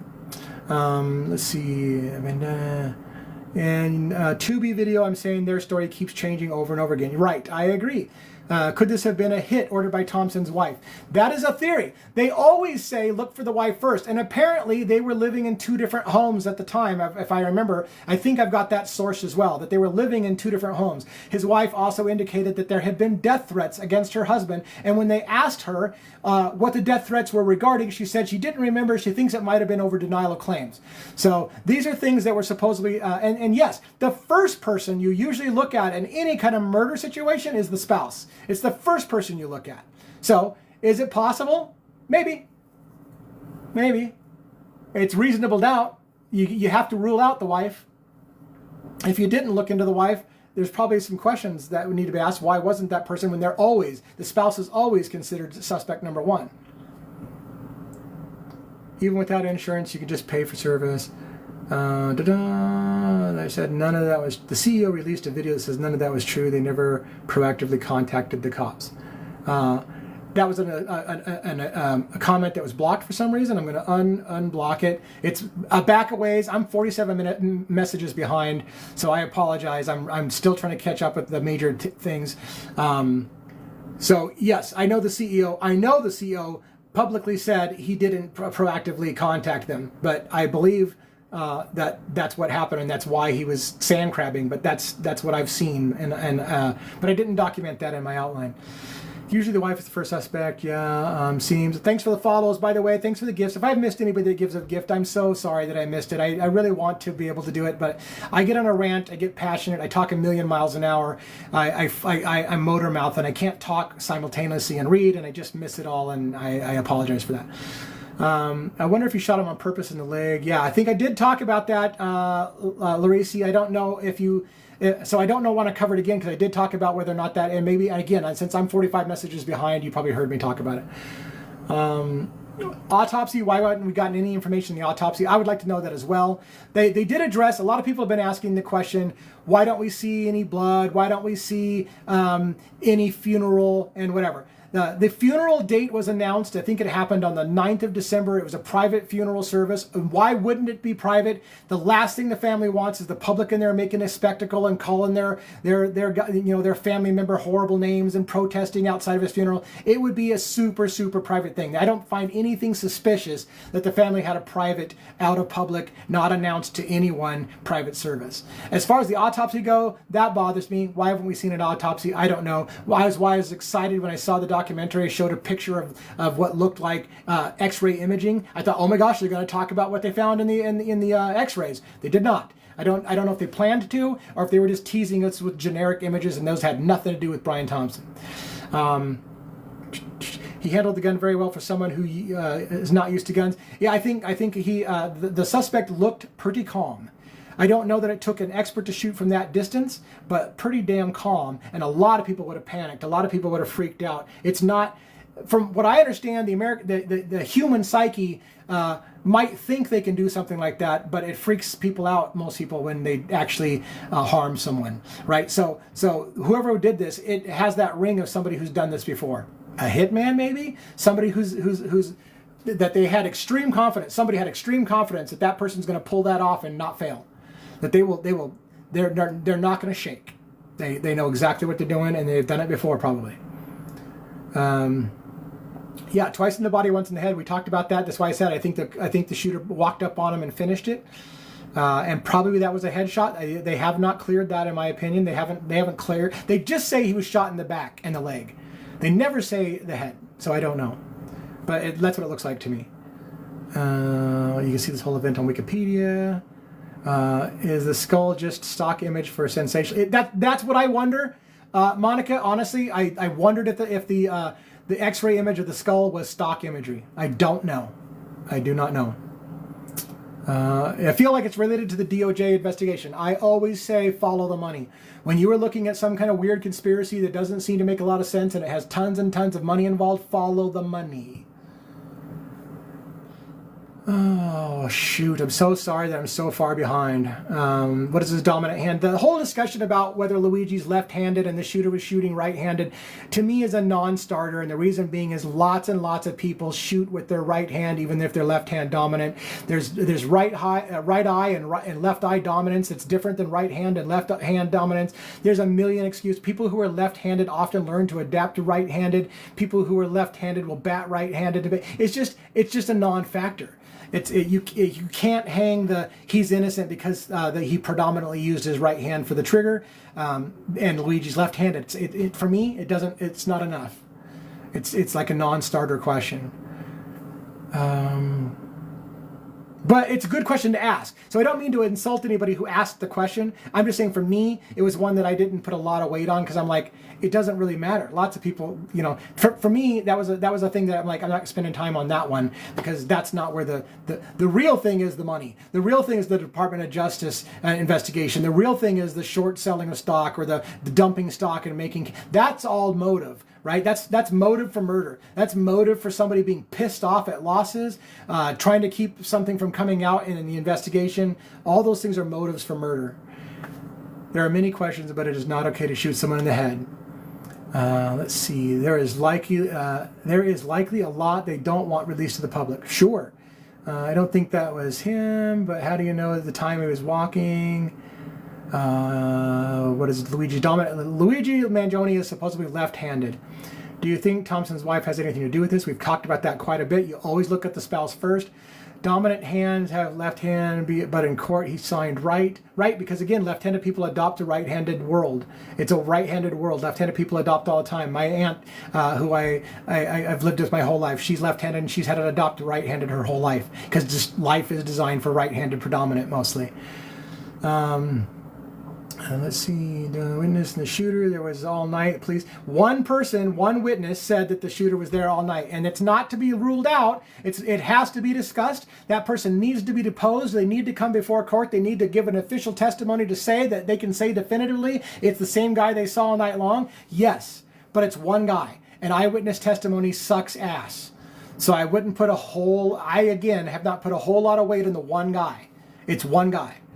What I'm more curious about, which I haven't heard anything about, is the person who's standing right beside the suspect during the actual shooting, who just stands there with a cup of coffee and kind of just walks away, right? Like, was that a person that was just calm, cool, and uncollected? Like, yeah, I think I'm going to move along now.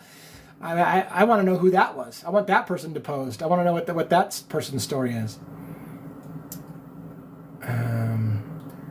The TMZ investigation on Fox on Monday about Luigi. Yeah, I'm sure I will try to watch that as well, for sure. I don't know what happened to the witness. Let's see. I mean, they could be lefty, righty. There are people who use both hands, right? Codependence in the DOJ case, they might want the CEO gone, right? We've talked about this. These are all motives for murder. And if you have a bunch of people with motive, shit, you could make a sick argument that America has a motive. Who doesn't have a motive? There's so many people who have stories about the healthcare system screwing them over. Grandmother, didn't get her this or that, and she died, and she could have been saved. So-and-so didn't get a heart transplant on time. Who doesn't have a motive? There's a lot of motive. So, yeah. What is the quickest, easiest way for Luigi could be released? The quickest, easiest way for Luigi to be released, in my opinion, is going to be airtight alibi. If it can be proved that he was not in New York at the time, and it's proved definitively because there's video of him somewhere outside of New York at the exact time it happened, that's over. It's over. They'll have to let him out, and they're going to have to go come up with a new theory and go arrest somebody else.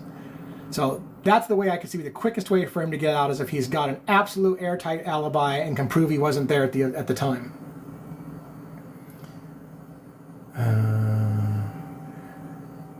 Who has the full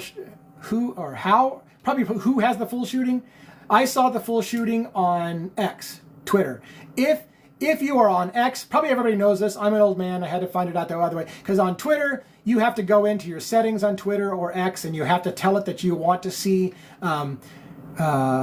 objectionable or offensive content. So by default, you don't get to see offensive content. If you turn it off that you want to see offensive content, you'll get adult videos on X, and you'll get gruesome other things on X.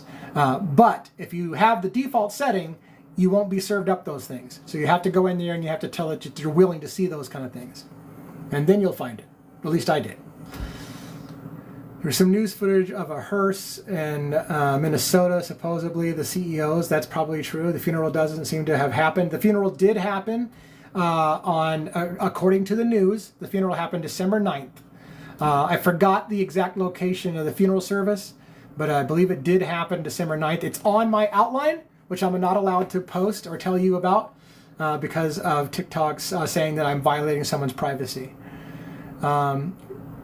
Do you believe the money found in the backpack was staged? That's MDOM who asked that, and they had blocked that comment, so I'm going to make it live.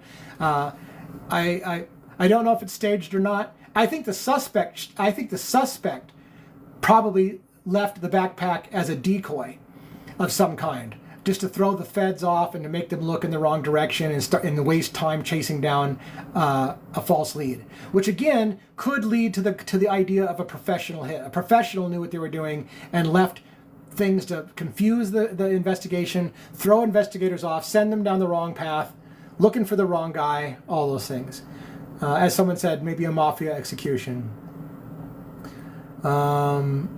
Unjamming a gun. I want to comment about unjamming a gun. I will admit I'm a firearm owner.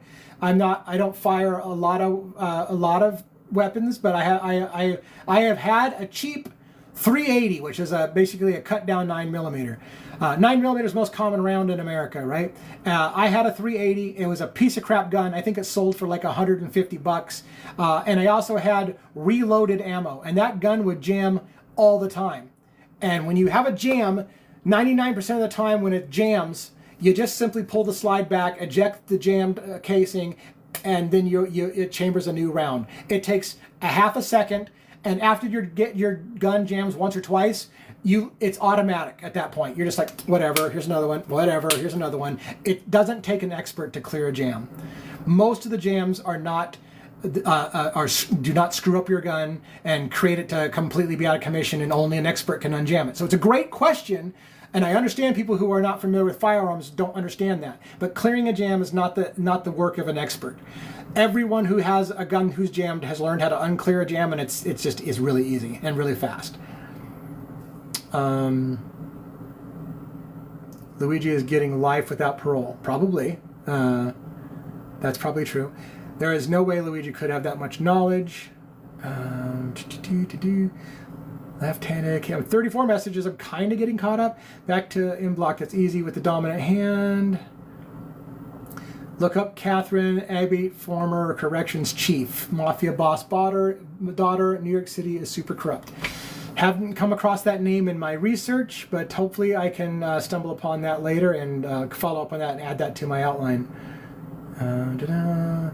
If my husband was receiving death threats, I would know the what, why, when, and how. Yeah, unless you're estranged, unless you're living in different houses and you're figuring, well, yeah, I guess that's his problem to deal with. I don't know what the situation was between him and his wife, but they were living in different houses. Now, that doesn't mean a whole lot. These people were ultra wealthy. They probably have houses all over the place. So maybe I'm in the Hamptons right now. I'm going to hang out in the Hamptons for a while. And you go do some business in New York. I'll hang out in the Hamptons or whatever. Or I'll hang out in Minnesota and you go to your New York penthouse. These people who are ultra wealthy have houses and apartments and penthouses all over the place a lot of times. So I don't know that it means that the relationship was having marital problems, but she was living in a different residence than her husband. Apparently she still got a life insurance policy in the weeks before the event. Gus, I wish you could send me that. I wish you could send me that, the source information on that. I want to add that to my outline. The clothes he was wearing was the same clothes that Harvey Weinstein was wearing. I haven't heard that one. I have heard people make the connection that the clothes him and his lawyer were wearing was the same that Lee Harvey Oswald was wearing. I don't know about that either. It's very similar, that's for sure, but I don't know the same. I don't know what exactly the coordinating matching outfit deal was, but it was interesting. I would have just walked away. Someone, my block got shot last night and they shot back at the shooter. Yeah, wow. Wild, Wild West some places, right? Someone else would have to get caught or come forward. Yeah, that's probably an answer to how is Luigi going to walk. Do you believe that our justice system will be fair? No, I don't believe that our justice system is fair. Already I can tell you our justice system is not fair because the more money you have, the better defense you get. That's not fair. If you're poor and you're convicted of something horrible, you're probably going to get convicted because you're going to get a public defender. That public defender, unfortunately, is probably not going to be as good as a high-priced lawyer who knows all the tricks and has been practicing law for a long time and has earned their money by proving that they know how to work a jury. So that's not fair, in my opinion. Suspect was seen on the phone. Did they investigate? I'm sure they investigated, but that's the question. That's the million-dollar question, right? Who was the suspect on the phone with? Is there another conspirator? Was somebody on the phone with him letting him know when Brian Thompson was coming out of the hotel? Was somebody on the phone in Central Park letting him know that they were ready to make the exchange of backpacks in the park? Who was on the phone leads to the idea that there is a suspect. Why, if you're about to do this, are you calling friends or family or girlfriend or whatever? It makes no sense. You have bigger fish to fry. That phone call more than likely is somebody involved in this in some way. Hey, we need Inspector Columbo. Gosh, that's a throwback. That's somebody my age gets. That's hilarious. One more thing. Before I go, one more thing. That's Columbo. My horrible impression. I'm not an impressionist. See, mom and family are not smart to visit, or are smart not to visit. Right. Mainstream media is trying so hard to get people to pay attention to other things. It's exhausting. I'm going to approve that comment. I see no reason not to. The funeral did happen, it seems, yes. Luigi said the first hearing that the money was planted. Yeah, that's the scary part, P. Scary for the people that want Luigi to not be the guy. And the reason why it's scary for the people who don't want Luigi to be the guy is because when the federal government listed what was found upon him in the backpack, and they listed the 3D printed gun, the silencer, the manifesto, the letter to the feds, and cash, currency, U.S. currency and foreign currency, he leans forward and says, I just want to make a correction. The money was planted. That was not mine. And I'm like, out of all the things that they just said you had, your only comment is the money was planted? That was like, holy shit. Why didn't you object to everything? That was so weird to me. Was the CEO under FBI investigation from insider trading? The CEO was under Department of Justice investigation for antitrust violations in the purchase, I believe, of Change Health. And they were also in a lawsuit by the Hollywood Pension Fire Pension for insider trading because the CEOs, Brian Thompson, Andrew Whitty, and another, dumped stock before it was made public that they were under investigation by the Department of Justice, therefore profiting before the stock price dumped. I'm in Texas, everyone has guns. Remember, Luigi's an Italian, watch the Goodfellas. Be clearing a jam under pressure? Yeah. I mean, the clearing a jam under pressure, I will tell you, I also, with my untrained eye, think that shooter was professional. Super, in my opinion, super calm, cool, and collected. Now, my friend would tell me this. If you want to try to get to the truth of the matter, you got to get rid of the adjectives. Like, he calmly walked up. He calmly cleared the jam. All these adjectives create a narrative. So what you say is the suspect fired, cleared a jam, fired, cleared a jam, walked across the street, and fled through the alley. Which makes it a little less prejudicial by saying calmly walked up like a professional and performed a hit in broad daylight. All those things, which may be true, but it may prejudice the discussion.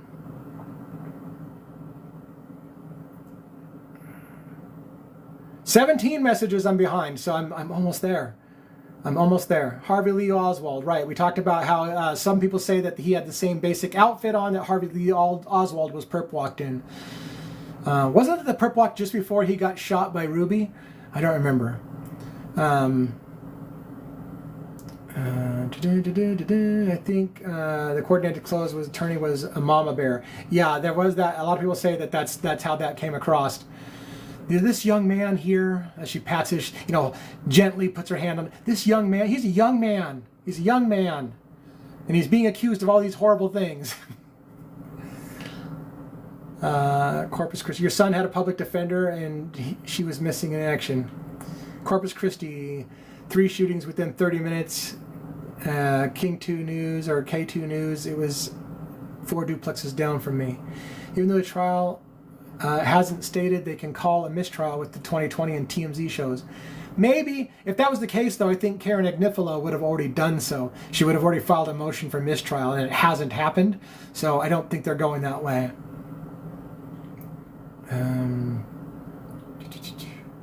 Is it true that he won't get a jury because of the terrorism charge? It is not true. It is not true. In America, you have the right to have a jury. You also have the right to waive a jury. This is an excellent question. So I'm not angry at the question, or I'm not thinking you're stupid for asking the question. The question gets asked all the time. Let me address this, though. You have the right to waive a jury if you'd like, and just be seen before a judge. But your right to a jury is a right. The terrorism charge doesn't change that. The only way it would change that, and no one has brought this up in my opinion than me, was after September 11th, we had a new definition of terrorism in which we allowed a president of the United States to declare any American citizen an enemy combatant to the United States. And if that president listed one man, if the president himself listed you as an enemy combatant of the United States, you were stripped of your U.S. citizenship and you were not afforded any of the rights of an American. So you got no trial, you got no jury, you got none of those rights, and you could be tried at a military tribunal and sent off to Cuba in a hidden detention center in Guantanamo Bay, which, by the way, still exists, even though they've promised to shut it down over and over and over again, still exists. So that is one scenario in which a person could be denied a trial, is if they declared him an enemy combatant to the United States. They would have to say that Luigi Mangione created a terrorist act against the government of the United States, and that he meant it as a terrorist act against the government of the United States. In that case, they might be able to say he's an enemy combatant and it gets a military tribunal, but that I don't believe is that they would have the balls, the guts, the nerve to do that. Thank you for appreciating my live. I really appreciate the support and the help, and the 62 concurrent viewers we have, 63 concurrent viewers. Best live that I've had as far as viewership, so it's awesome. Lots of great questions. I'm only 11 behind. I usually do these for 2 hours, so it's 7:30 my time. 8 o'clock's coming up. I'm going to go ahead and be dumping out probably at the top of the hour because I'm all spent. My face is flush. I've been yelling. Thank you for everything that you guys have done and for gifts with that. Let's see. Has there been any mention of Luigi Mangione using the pew-pews in the past? And I don't believe there has been any. I'll get this little, join my team. Thank you so much for everything going on. Let's see, his lawyer also tried to say that the masks were for COVID safety, and LM said he bought them. Yeah, the mask is obviously a cover for your identity. Why hide your identity if you're going to turn yourself into authorities? Has anyone shared thoughts? I'm trying to read faster because now I'm 22 behind again, and I've got about 36 minutes, right? Has anyone shared any thoughts on what LM was doing for the last 6 months of 2024? Nope. That is what the prosecution is going to try and tell us, that he was carefully plotting this out, that he was making those bullet casings engraved, he was picking his target, he was fomenting this idea in his head that he was going to somehow change the system, and also that. It's Russia large backpack. What purpose would that serve? Why not pick up later? I'm going to I have to approve that comment. So going back in time here, I'm 22 back, trying to find that proof for you, just came across the crime scene. No blood. That's hard. I've seen the EMTs working on Brian Thompson in the video. I don't know about the blood. So I really can't speculate on that. It's a security footage. It's really hard to see that kind of thing. A headshot, though, typically bleeds a lot, so I don't know. But there was no talk about a headshot, so I don't know that there was a headshot. So is somebody saying, bro, stop talking? You're talking about me? You want me to stop talking as the host? You can't. You want the host to stop talking? I don't know. Or maybe you're talking about when Luigi was like leaning forward and being like, hey, that money wasn't planted. And like, dude, stop talking. Let your attorney do your work. Let's see, sudden withdrawal over 6 months is what could mean a mental health break. That's what the episode was trying to point. The New York Post was definitely laying an argument that after the surfing accident in Hawaii, Luigi Mangione began to go into a depression and a tailspin and started withdrawing from family and friends and started to basically come up with the plan that he was going to commit this crime. And that's what's happened. He had a mental health breakdown. And that's what happened. And of course, that's the explanation every single time someone does something like this. Because just as they also said in the episode, no rational person would ever resort to violence as a way to fix something. That's just not rational. So therefore, you've got a mental health problem if you resorted to violence, because no rational person thinks of violence as a means to solve anything or fix anything. You're welcome for my explaining the explanation of the right to a jury. I hope that that's educational for others as well.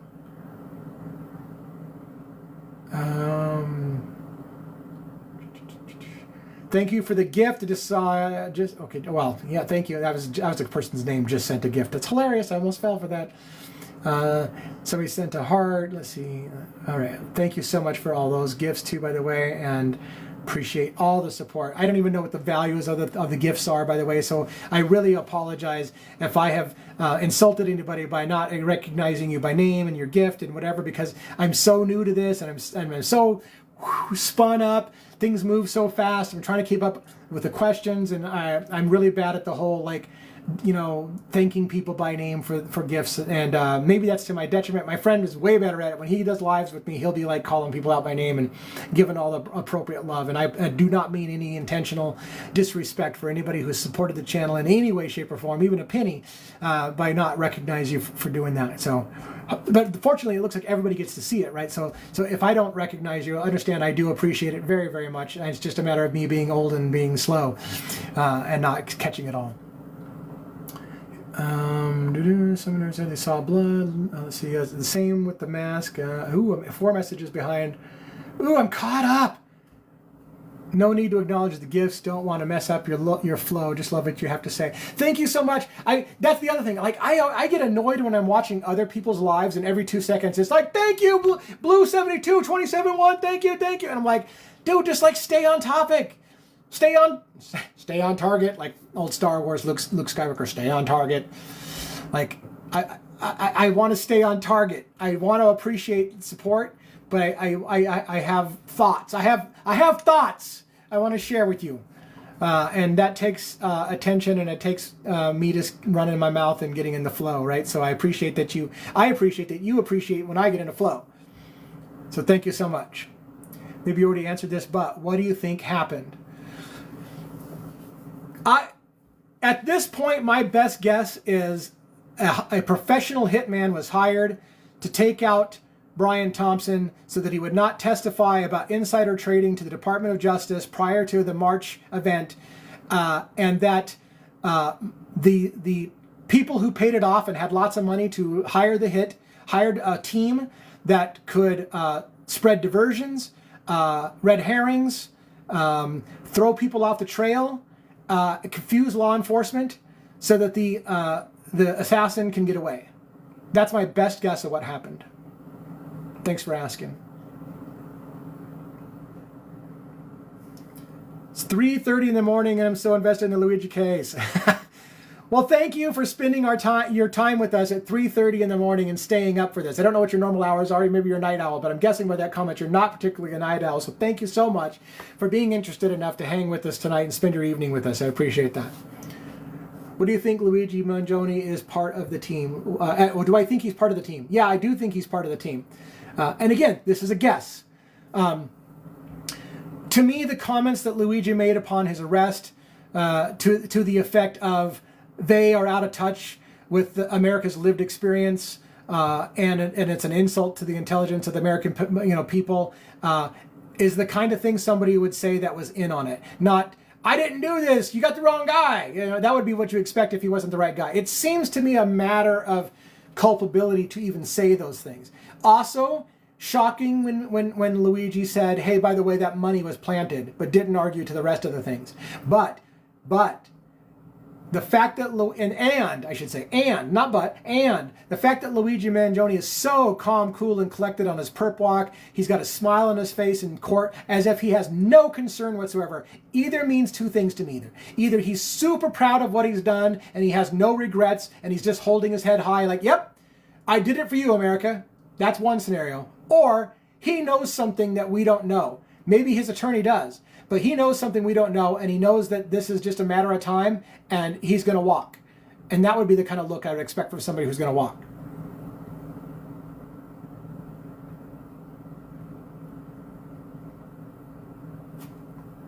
Do you just go for you can't prove it's him for sure?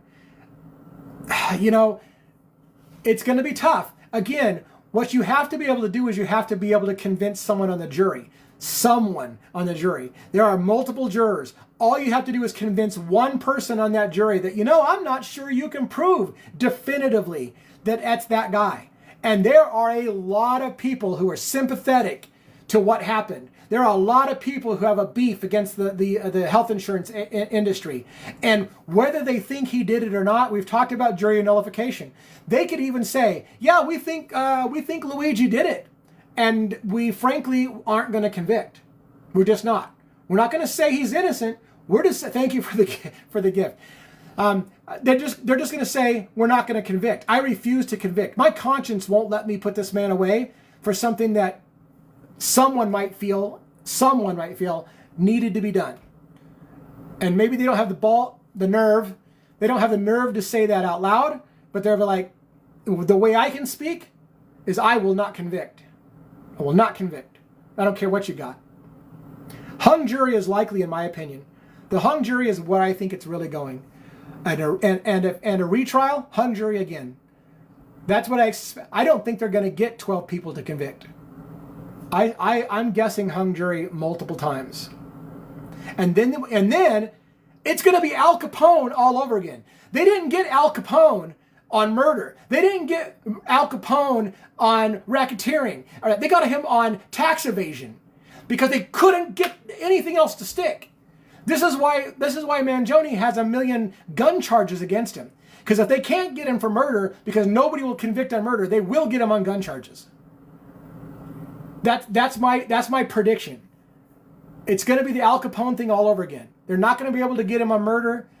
He's going to hang the jury, unless I'm stunned, unless I'm shocked. Again, if the defense is going by guilty by reason of insanity or not guilty by reason of insanity, and we don't know what the plea is going to be, but if that's what they're going to do, then that changes everything. But if they're going to say that he's innocent and write it out to the end, hung jury is where I think it's going, or jury nullification, which is what my friend's betting on. I'm betting more on the hung jury, but gun charges are going to stick, just like Al Capone. He's not going to get thrown in jail for all the things that we say he did. It'll be something like he illegally possessed a firearm, and they'll give him the max sentence allowed by law with any extra rider they can throw on it, and then we'll see what happens. The Alford plea, we talked about that before. The history on that is interesting, but is it something that Luigi can do? Yes. The Alford plea, for those who are not familiar with the Alford plea is basically this.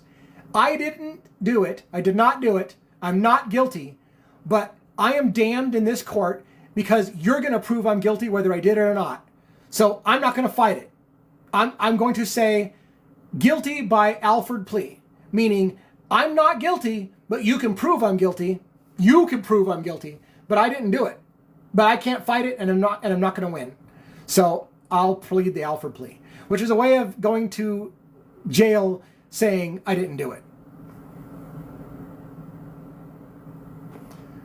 Just watched the video. That definitely needs to find that woman, but suspect had a mask too. But okay. How many times can they do a hung jury though? So first of all, I think it's a matter of the legal process. They have to be able to have an appeal. So if there's something that is like, hey, we need to retry this because we got a hung jury because the judge denied the prosecution to show this. So we want to have a new trial where the prosecution can show the one thing that would have convinced all 12 jurors to convict. So if they can do that, if they can say, hey, had you not denied us, had you not upheld the objection by the defense and you had let me put this in, that jury wouldn't have been hung. And then they can argue it and they can say, okay, maybe you're right. Maybe the judge should have allowed that information in. We'll do a retrial and you'll be able to present that information that wasn't done. You cannot just present all the same information another time over and over again until you get 12 people. You cannot do that in America as far as I understand. You can't just keep presenting the same thing. You have to have something new. If a new piece of evidence comes forward and it changes everything, you can retry. If something with key material was kept out of the case and the 12 jurors couldn't hear it because it was kept out and the judge was in error for doing so, it can be appealed and it can be tried again with that information getting in. But you can't just retry somebody over and over again until you get it to stick. How fast do I talk? I talk pretty fast, huh? How many times can you retry somebody? How many hung juries? Okay, we talked about that. Can he bail out on gun charges? You would think normally? I don't know. He's got a lot of money. Gun charges in Pennsylvania, right? I think those are going to stick regardless of what happens. They will get the jury because of DP to be picked and have to agree to DP. Double prosecute? They will have to jury because of DP. I'm not sure. Charges. Let's see. How long is he going to get those gun charges, though? Don't know. How don't you do it, or you just want young guys throwing their lives away? Why Why did you do? Okay, why don't you do it, or you just want young guys throwing their lives away? Not sure what that question means. I'm sorry if I missed the context. I'm trying to keep up. I'm 17 messages behind again. I only have till the top of the hour that I'm ready to do this because I'm getting kind of spent. My back hurts. My neck hurts. I've been going strong, going long. It's time for a break. Whew. Ms. M. Dawn, that's the name. That's the name I said I can't say. I can't talk about that name. I hope that we don't get banned for that name. That name is the name that I cannot speak. TikTok has warned me multiple times not to mention that name or to talk about it anymore because the family is all over me and has reported me multiple times and had my videos pulled down, and I have been warned. And my account will get strikes if I continue to talk. I have it in my outline. I won't remove it because I believe that that's part of the official. That's a public figure. And people can talk about public figures, but I can't talk about it. I'm so sorry. I wish I could, and I would ask people to try to not put that name in the chat so that we don't draw the ire of the TikTok gods who have told me specifically not to talk about that. And it sucks because there is information about that, but I can't do it. I want to keep doing TikToks and I want to keep growing this audience, and I can't do it if I talk about that person at all. But I will be putting up a website. Devilsadvocates.info is a website that we have stood up. My graphics guy, my marketing partner is working on the website right now. We're going to go live hopefully in the next week or so. When that website goes up, we'll have all kinds of material there. But I won't probably be able to advertise that on TikTok because they don't want me pulling people away from TikTok. Although I know a lot of people say the link to this is in my bio. So I don't know. They pulled the link out of my bio when I had it in there before, so they don't want me to even link to the bio. But hopefully you guys can find me if you want to get all this information that I've assembled with dates, times, sources, all that stuff.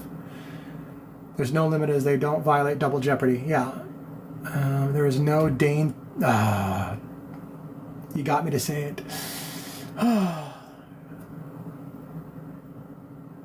Let's see. Lady Capulet, love your handle. Been thinking of the LM case and the Shakespeare tragedy. Yep. Oh, my battery is very low on my phone, or my watch.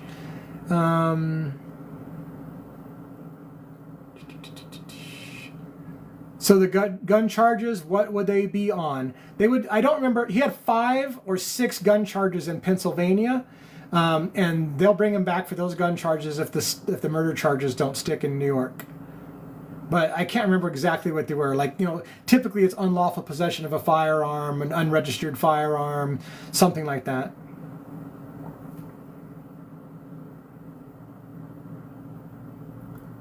What's the name for argumentative style you're using? I'd like to learn more. For the argumentative style, I call it critical thinking.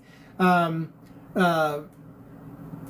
want to, maybe it's a little bit like the Socratic method, but the Socratic method is usually like leading people to come to the right conclusion on their own.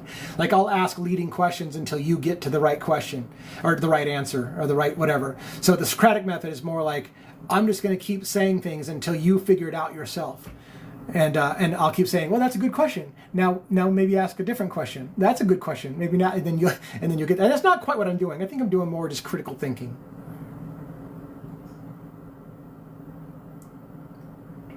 Do you think he will get the death penalty? I don't think they're going to get the death penalty to stick. I think he'll get life in prison without possibility of parole, but I don't think you're going to get death penalty to stick. And that's if he doesn't walk because they hang the jury over and over again, which I actually think is probably more likely than the death penalty. Those who get placed on jury have to agree with the DP conservative jury. Thank you for the follow, Mimi. Did your last website with the timeline come down?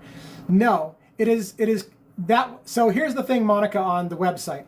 That website, devilsadvocates.info, is in maintenance mode because my buddy, I just used a basic WordPress format when I put it up, and my buddy's like, oh my God, this is horrible. It's just got boilerplate information. And I put my outline, I'm going to call it an outline because if I use that T word, they have flagged me every single time I use that word. For some reason, I personally can't say that T word, or they flag me and then ask people if they want to report me for talking about it. So I'm going to call it an outline for the moment and hope that they don't flag the word outline. But that outline is available. You just have to, unfortunately, you have to know the exact URL. So the entire site is in maintenance mode and only one page is public facing, but you have to know the exact URL to that page. It's there. It is live for you to see, but I can't tell you that URL, which sucks so bad because I have worked so hard at that timeline. I have sourced everything, and I've got videos, and I've got clips, and I've got all. It's an amazing timeline, if I have to say so myself. I realize it's self-aggrandizing and patting myself on the back, but it's a good timeline. Like, it's a really good timeline. Follows the money, follows all the suspicious actors, all the questions. It's a great thing, but I can't tell you where it's at. You're going to have to reach out to me somehow off of TikTok to be able to get that exact address, and I can't do much more than say that. You're just going to have to do that. You're going to have to reach out to me outside of TikTok. No worries about that. I know you weren't doing it on purpose. I absolutely know you would never do that on purpose, so I'm not irritated about that. I made a mistake. I read one of your comments live, and then it had that word in it. I was like, oh my God, I just said it. We're okay as long as nobody comes in from the family, hopefully, and starts going on the rampage again. But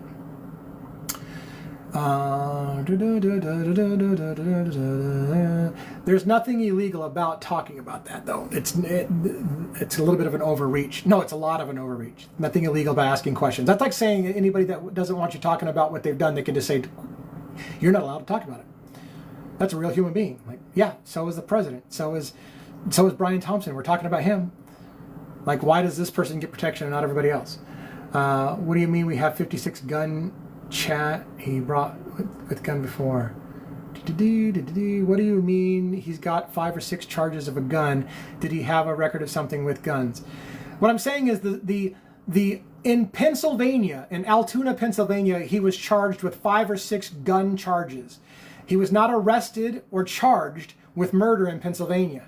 The alleged murder happened in New York. Pennsylvania arrested and charged him on gun charges. And what I was saying was, once he got extradited on the lower hanging fruit, the murder charge, to New York, those gun charges are on hold in the state of Pennsylvania. He also has gun charges, I believe, in New York State to face, both in the state and the federal government. So he's got to beat murder, he's got to beat gun charges in the state, he's got to beat gun charges and murder in the federal government. And if all of that didn't stick, he's going back to Pennsylvania to face gun charges in Pennsylvania.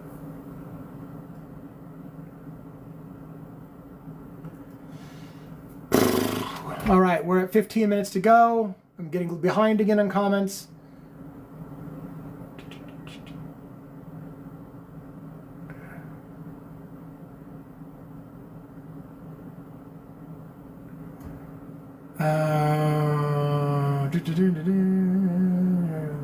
Sorry, I'm just getting caught up and I'm trying to look for some of the more pertinent questions that I haven't already addressed a lot. What happens if a jury can't agree on a verdict? Then it's a hung jury. And if it's a hung jury, he walks. Unless there's grounds to retry because of something that the judge did in error, or something wasn't allowed that should have been allowed, or new evidence is obtained, and then they will then he'll be held while they schedule him another trial.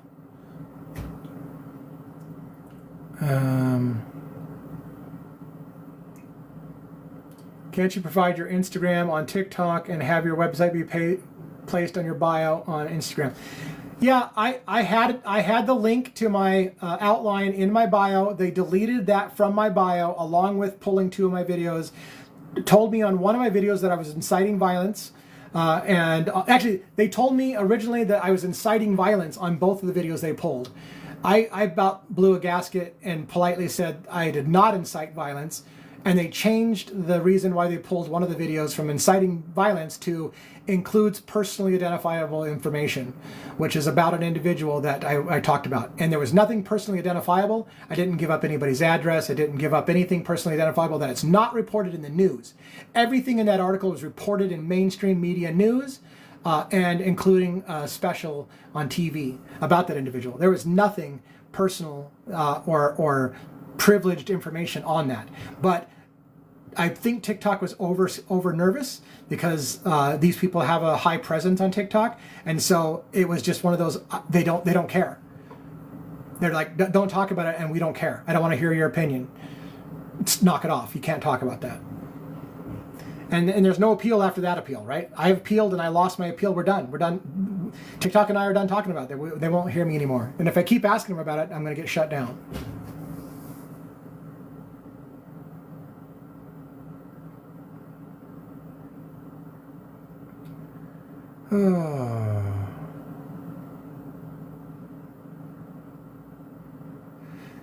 Luigi Mangione apparently hired a top prison consultant. Does that mean he knows he's going to spend time there? No. You're talking about Craig Renfelt, I believe, who was a consultant for high-profile celebrity-type individuals who go to prison. Luigi will be there for at least a year. This trial is going to take a while. That consultant who helps certain people who have money is simply there to explain to Luigi what life in prison is going to be like. He's going to be there a while. Regardless of what happens, he's going to be there a while. So no, it does not indicate that he's going to be there the rest of his life and anything like that. It's how do you navigate the first 90 days of prison? What's going to happen? Should you avoid the showers? Should you take dinners by yourself, lunches by yourself? How do you deal with solitary confinement? How do you get through that and not go crazy? Where are your danger points? Who should you watch out for? What do you not say in prison to avoid getting in trouble? It's somebody who's been in the prison system before and can consult him on how to conduct himself in prison and not get himself in trouble.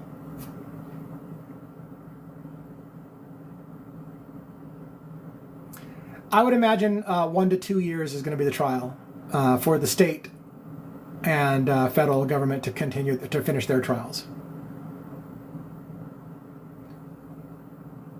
I think this will go to trial this year. I think this will go to trial this year. That was a comment that nobody else could read, so they just think I was talking to myself. I'm going to prove that thing from Lady Capulet.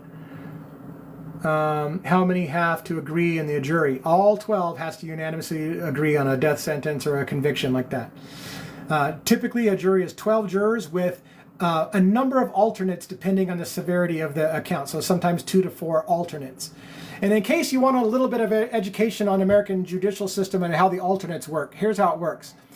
Let's say that so a 12-person jury is the typical jury in America. And they will have, let's say they have 4 alternates.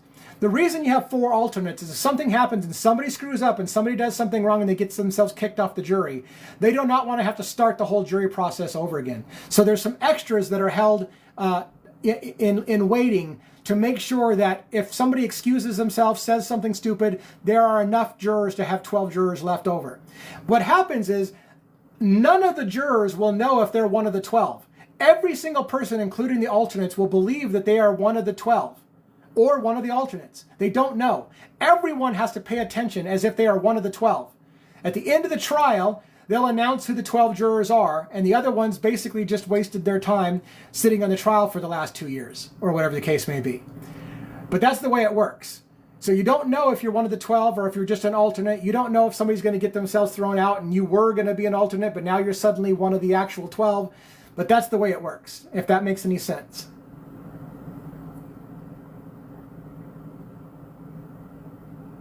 I have not tried Linktree. If you're asking me, I have to look into that. Again, to answer the question of why he would hire a consultant if he knows he's going to be out soon, he's not going to be out soon. Again, unless, of course, he had an airtight alibi, and that probably would have come up already, and he probably would have walked. Why do you think Luigi was in Pennsylvania to begin with? Really good question. Don't have the answer for that for you, and neither does federal government, I believe. Well, they might now, but they're not telling us. It's going to be part of discovery.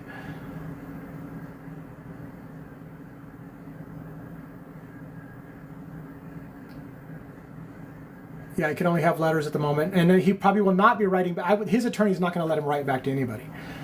How many people have been falsely accused? Can it be fairly simple? A lot of people are falsely accused. A lot of people are wrongfully imprisoned. That's why we have movements like there's groups that are for people who have been wrongfully convicted to just work through the caseload and get people back off for things that they didn't do and they spend their whole life in jail. Somebody falsely charged, identified, convicted. We're almost caught up. Before the prosecutor and defense agree on the jury. Yeah, it could take quite a while for that process. to happen. Okay, everybody, it's 8 minutes until time to go anyways, and I have now got caught up with everybody's comments. I'm going to go ahead and wrap up for the night. I want to thank everybody who's come in here tonight, who's provided gifts, who's supported the channel, who's given me tons of likes.